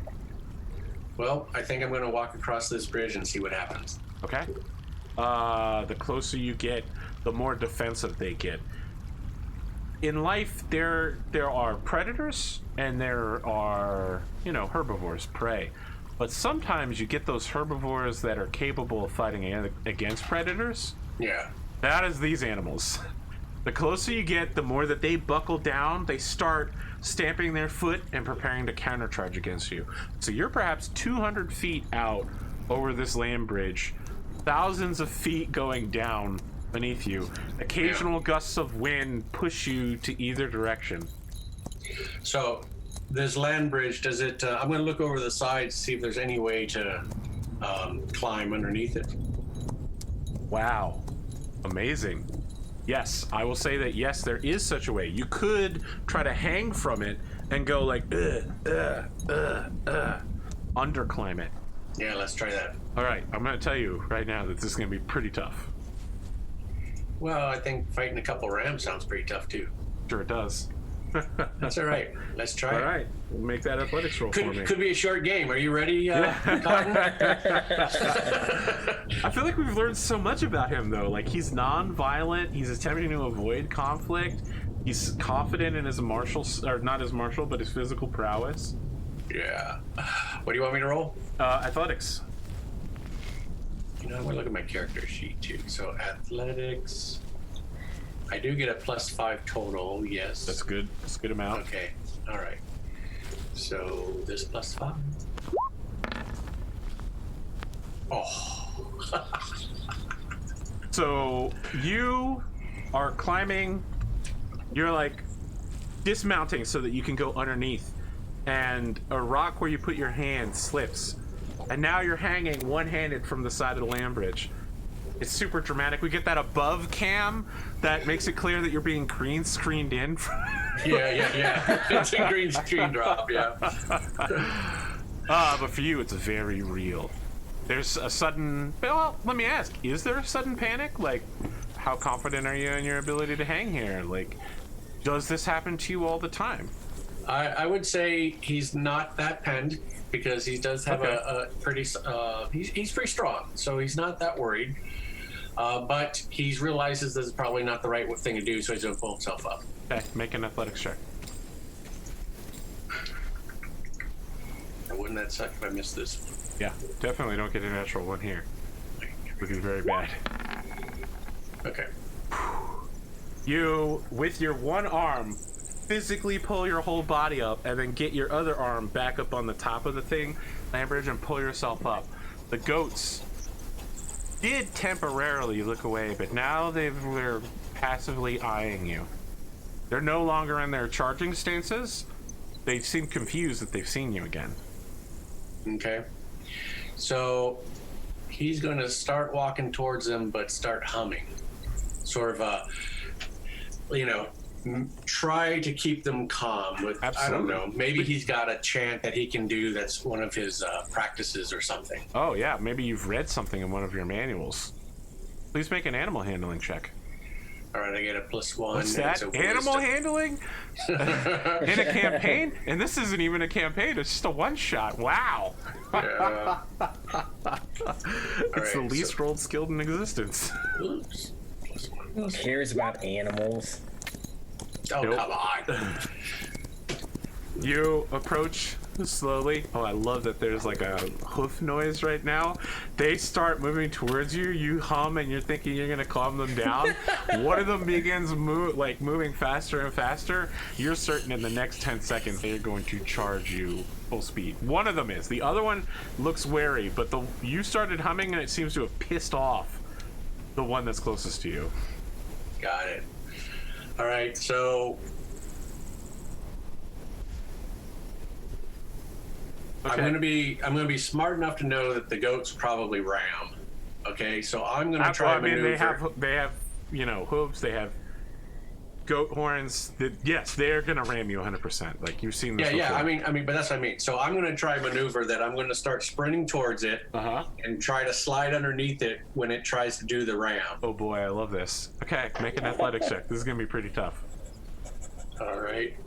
Rob, I don't even care if you make this roll. This is the MVP move of the night. This is going to be amazing. Play of the game. Plus the 5. rail. It's- Nope. Ah. Okay. Please roll 2d6 to see how much damage you take. You do slide under it. The problem is Yeah. that it hits you with 2 of its hooves in the process. All right, you take 6 points of damage. Just it keeps right. going, and it can't stop in time. So it starts sliding along before it reaches the far end. Like, it goes another 50 feet before it finally stops. Now you're between 2 of them, and the one that is now in front of you is, like, frightened because you've slid underneath its partner. It has no idea what the hell is going on. You're That's taking all right. some pummeling, but this, you know, this isn't a major injury for yourself. If you just stop for an hour and patch yourself up, you'll feel probably. Yeah. If you have an hour, which you don't. No. Got All about right, 40 so- minutes or less. So how wide is this path? Can I try to run around, or is it just fair it's to go about. towards I it? would say it's about 7 to 8 feet wide, but the edges are rounded. So the further to the edge you get, the less stable it is. Mm-hmm. All right. So since I've learned that move didn't work so well, we're gonna try it again. So You're gonna I'll try charge. sliding underneath again. No, Okay. no. I'm gonna charge the second one, and this time I'm gonna try to somersault over it. Okay. All right. Make the acrobatics roll. This one isn't going to be as difficult because he's not moving. All right. So acrobatics only gets a +2. So let's go. Yeah, 19 That's total. You get that hand plant, and you do the one-handed cartwheel, but you do it off of his horn. Yeah. Excellent. You dismount his whole body. You land behind him. As soon as your hand is off of him, he bucks his head and begins running away. His little tail bushing in your direction as he's like, "Oh no, I've been touched. The thing touched me. It was a thing. It was not me that touched me. I'm running away. I'm running away now very quickly." There's nothing So- between you and the mountain you see. And I'm gonna keep heading towards that mountain. Are they gonna follow? They do not. In fact, even though they're about your size, they start following back the path that you have just come from. Like, they climb the mountain even on what you would consider tiny handholds. They're majestic hooves, like, perfectly attached to it. And they begin scaling basically a sheer cliff wall using their goat powers. Because that's what mountain goats do. Yeah. All right. I'm just doing hit points. How much did I take? 6? Yes. Okay. All right. So when I'm on the other side, I'm looking around for any obvious paths or just anything out there. You don't even need handholds this time. There is a windswept, maybe 1.5 foot wide path that will lead you circling up the side of the mountain. Okay. And just to be sure, there's nothing else around. As you begin walking up the path, with some care, because your left-hand side will always be facing the mountain, and your right-hand side will always be blown against the wind cutting past the mountain. You hear a voice in your head that says, "What is it that you want?"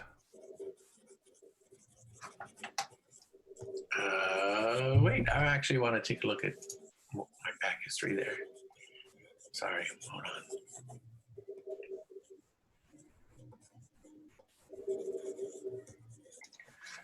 I seek the ultimate knowledge. I need to know the unknown. I need to know what the great masters knew. Who are you? My name is Bergerac. Who are you?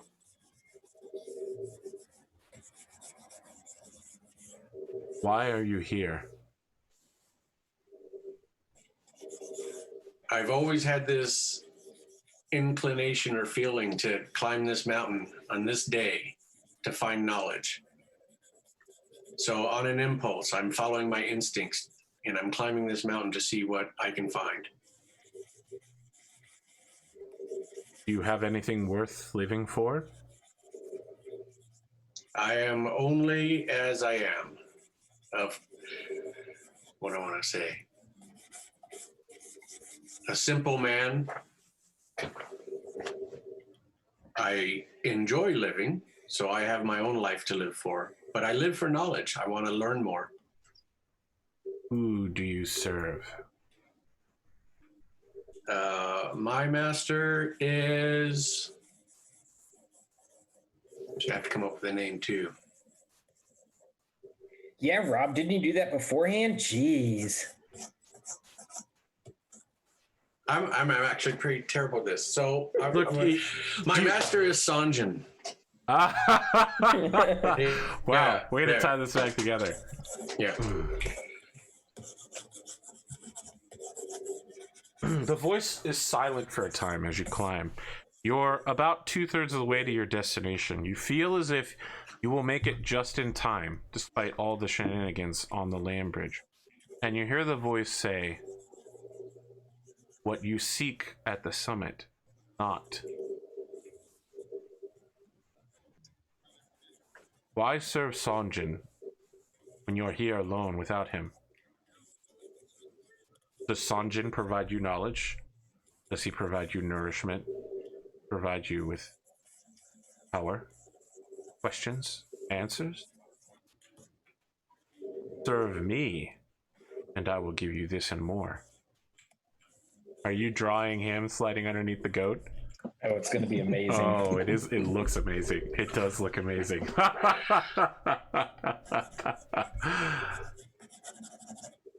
Serve me. I am not going to walk up this mountain and blindly serve a voice which I've never heard of. I know nothing about you. To answer your question, Sanjin teaches me wisdom. He teaches me athleticism and acrobatics, and he teaches me how to be careful in my decisions. It does not Sanjin sound is not like here. No, he is not. This is my quest. It is not anything to do with him. I'm Then here you serve because yourself. I serve no one, but I'm not above being taught by folks or superiors who know more than I do. I don't claim to know much. I am a student eager to learn. Make a persuasion check. And let me see. I'm sure I don't get anything for persuasion. Oh, I'm a -1 on persuasion. You know what they say? All you gotta do is roll. Wow, you did roll well. Okay, 16. No. Oh, I just updated. You got a 5. Okay. Yeah. You feel a sting on your neck? Can you roll a d8 + 1 for me? That is the amount of poison damage you take, as something you do not see has stung you and injected your veins. You take 5 more points of damage. I think that this is a pretty big hit for what you've already taken, right? I've got 24, so I'm still doing okay. You're feeling a little woozy, but you are okay.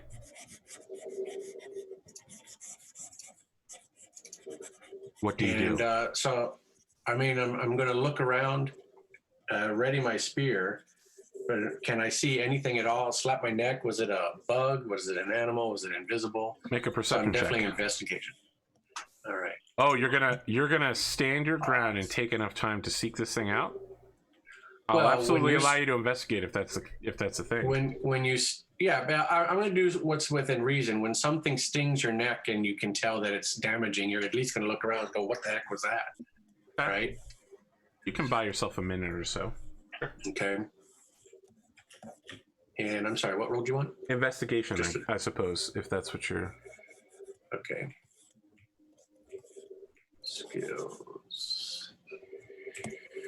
So this is even. Just making sure. Yeah, it's even.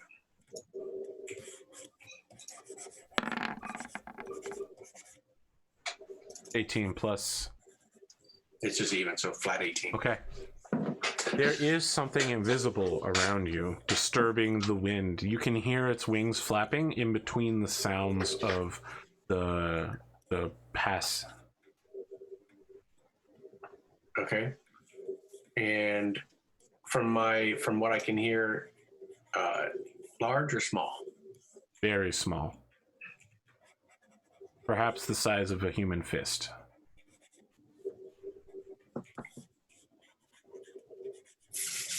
Is it close enough to strike at? With a spear, perhaps. Yep. That's Okay. what I'm going to do. I'm going to take a swipe at it. Make a attack at disadvantage. Hold on. I gotta check out for a second. I'll be right back.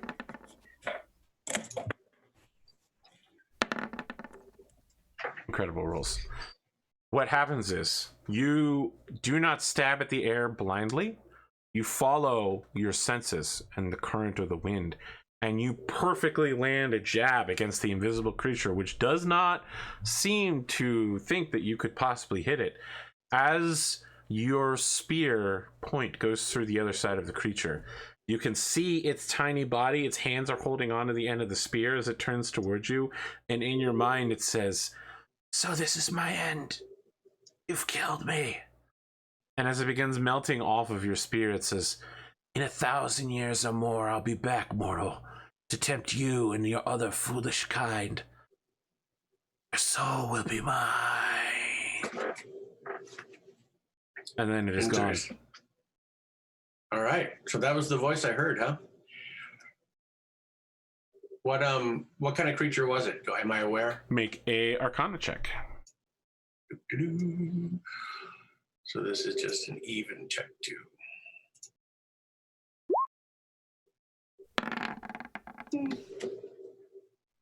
9. Some sort of extraplanar entity. Okay. All right. So is the poison any worse, or does it feel? No, it's not. It's not like a continual poison condition. Okay. You feel a little woozy, but other than that, perhaps it is even just the exertion of climbing. You reach the top of the mountain's peak right as the noon sun comes about. Moments later, there is a shadow that appears. You're not sure how. Of course, with the sun directly overhead, shadow should be impossible, and yet the second peak suddenly casts one and points to a certain cave on the mountain which you originally were on. Son of a bitch. It holds it there for a few moments before disappearing. Okay, so I'll study that location to make sure that I know it quite well. Mm-hmm. Is it near the cave that I exited? It's your Starting cave this that you quest? sleep in? Yes, it is quite Yeah. close. All right. You make your way back to your original mountain. Yeah. Please make an athletics check for me to represent the whole journey, climbing down, going across the land bridge, climbing sideways to the new thing. This is just a, what do they call those things where you do the quick transitions? Plus 5. A segue. Kind of. I cannot remember what the... So it's plus 5. It's still a 10. Okay. You are tired. You've been stepped on twice.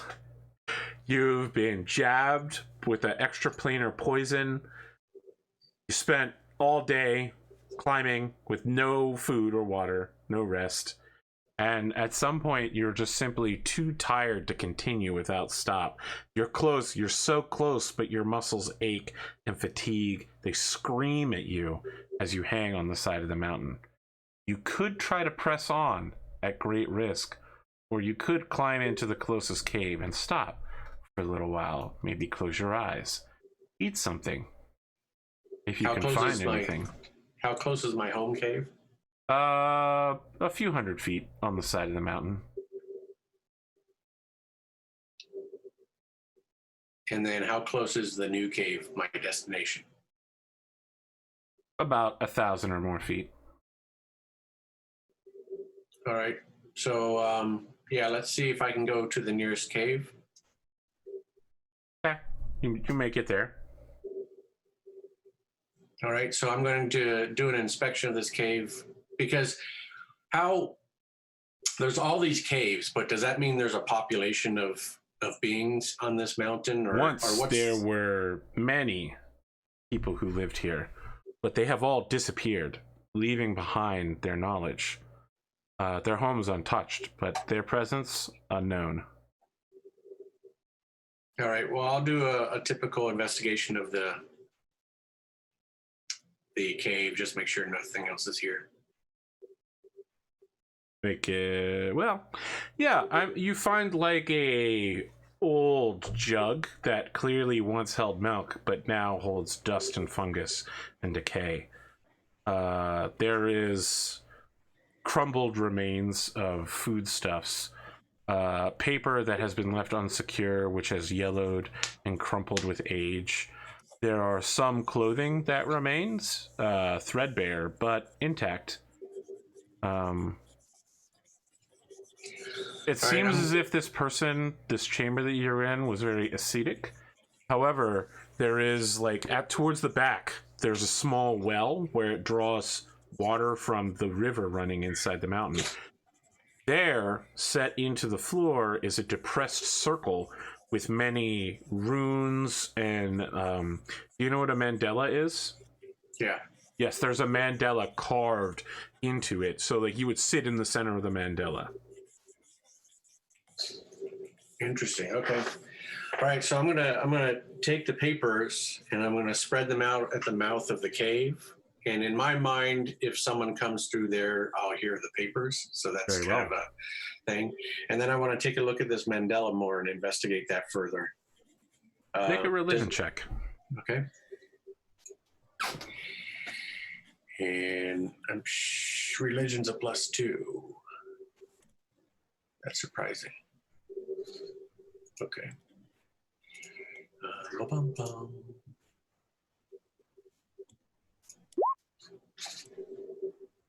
Okay, 12.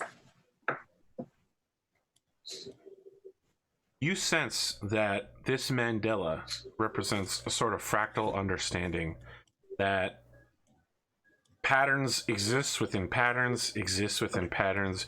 You've been reading several scrolls along this.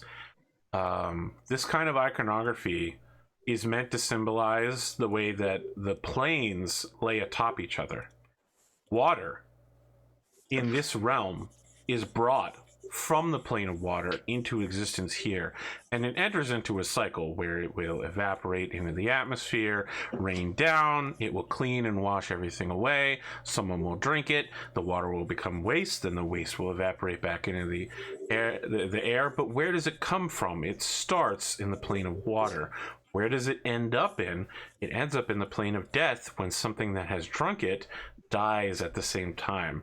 And so this mandala symbolizes the journey of not just things, but like souls, thoughts, concepts, as they are born in some central location that is unknown to all beings, and as it moves outwardly towards the end, death. All right. So I think I'm going to get ready to. So is it? What time of day is it? Slightly afternoon. I would say probably like 2 o'clock. Right.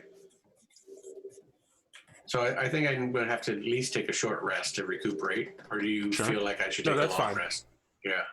At the end of your short rest, you stand to walk back outside. There was no whisper of anything on your papers, but standing at the entrance, past the papers, looking slightly disappointed, is Sonjin. He stands looking at you. So, why are you here? Why are Master? you here?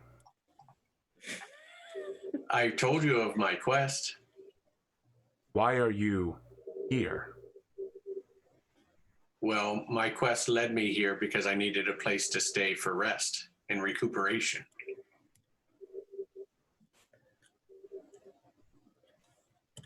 And then he gestures to the mountain around you. Why are you here?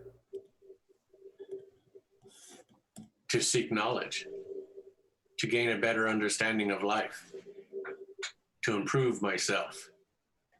Does he have a beard? He does not. Okay. Oh, yeah, no one does.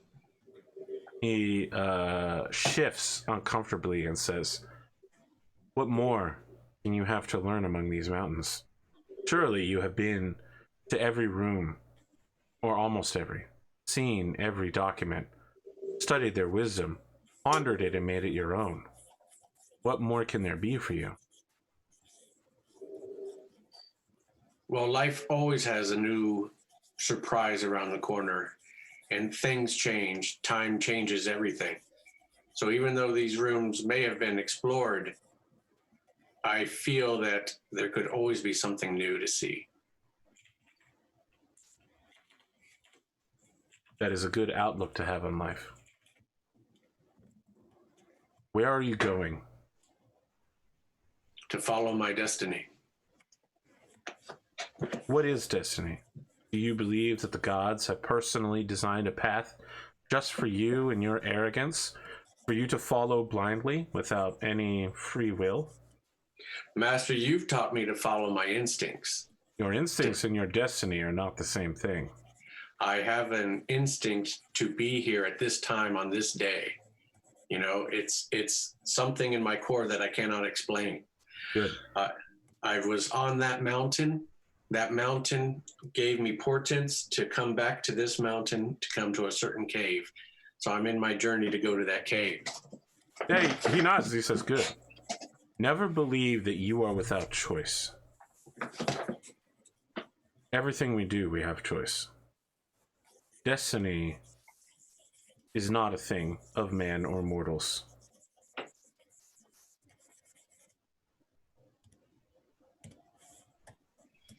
So I'm going to continue on. Are you going to come with me? He steps aside and gestures for you to exit the cave. All right. As Now, you do I step past him, he dissolves into like water vapor and clouds. Damn it, I knew it. Holographic projection. All right. All right, so I'm going to continue on. You continue on to the cave that you're looking for, and as you walk into that cave, we can see that there's like a box at the back, and from the lid of the box we can see that there is a shining of light, and as you kneel down to open the box, we cut for break. When we come back, we're gonna discuss with everybody what we thought about this 1 hour-ish scenario, and then we're gonna move into Cotton being a wizard. Very good, very good. Cotton looks shocked. Okay. She's like, I'm a wizard? Did that happen? Mick, what are you drawing here? At first I thought you were drawing an elephant, but now I have no idea. No, this is going to be him vaulting over the other direction now. I see it now. Now that you got it. So good. All right, we'll be back in about 8 minutes for the second half, guys. Stick around.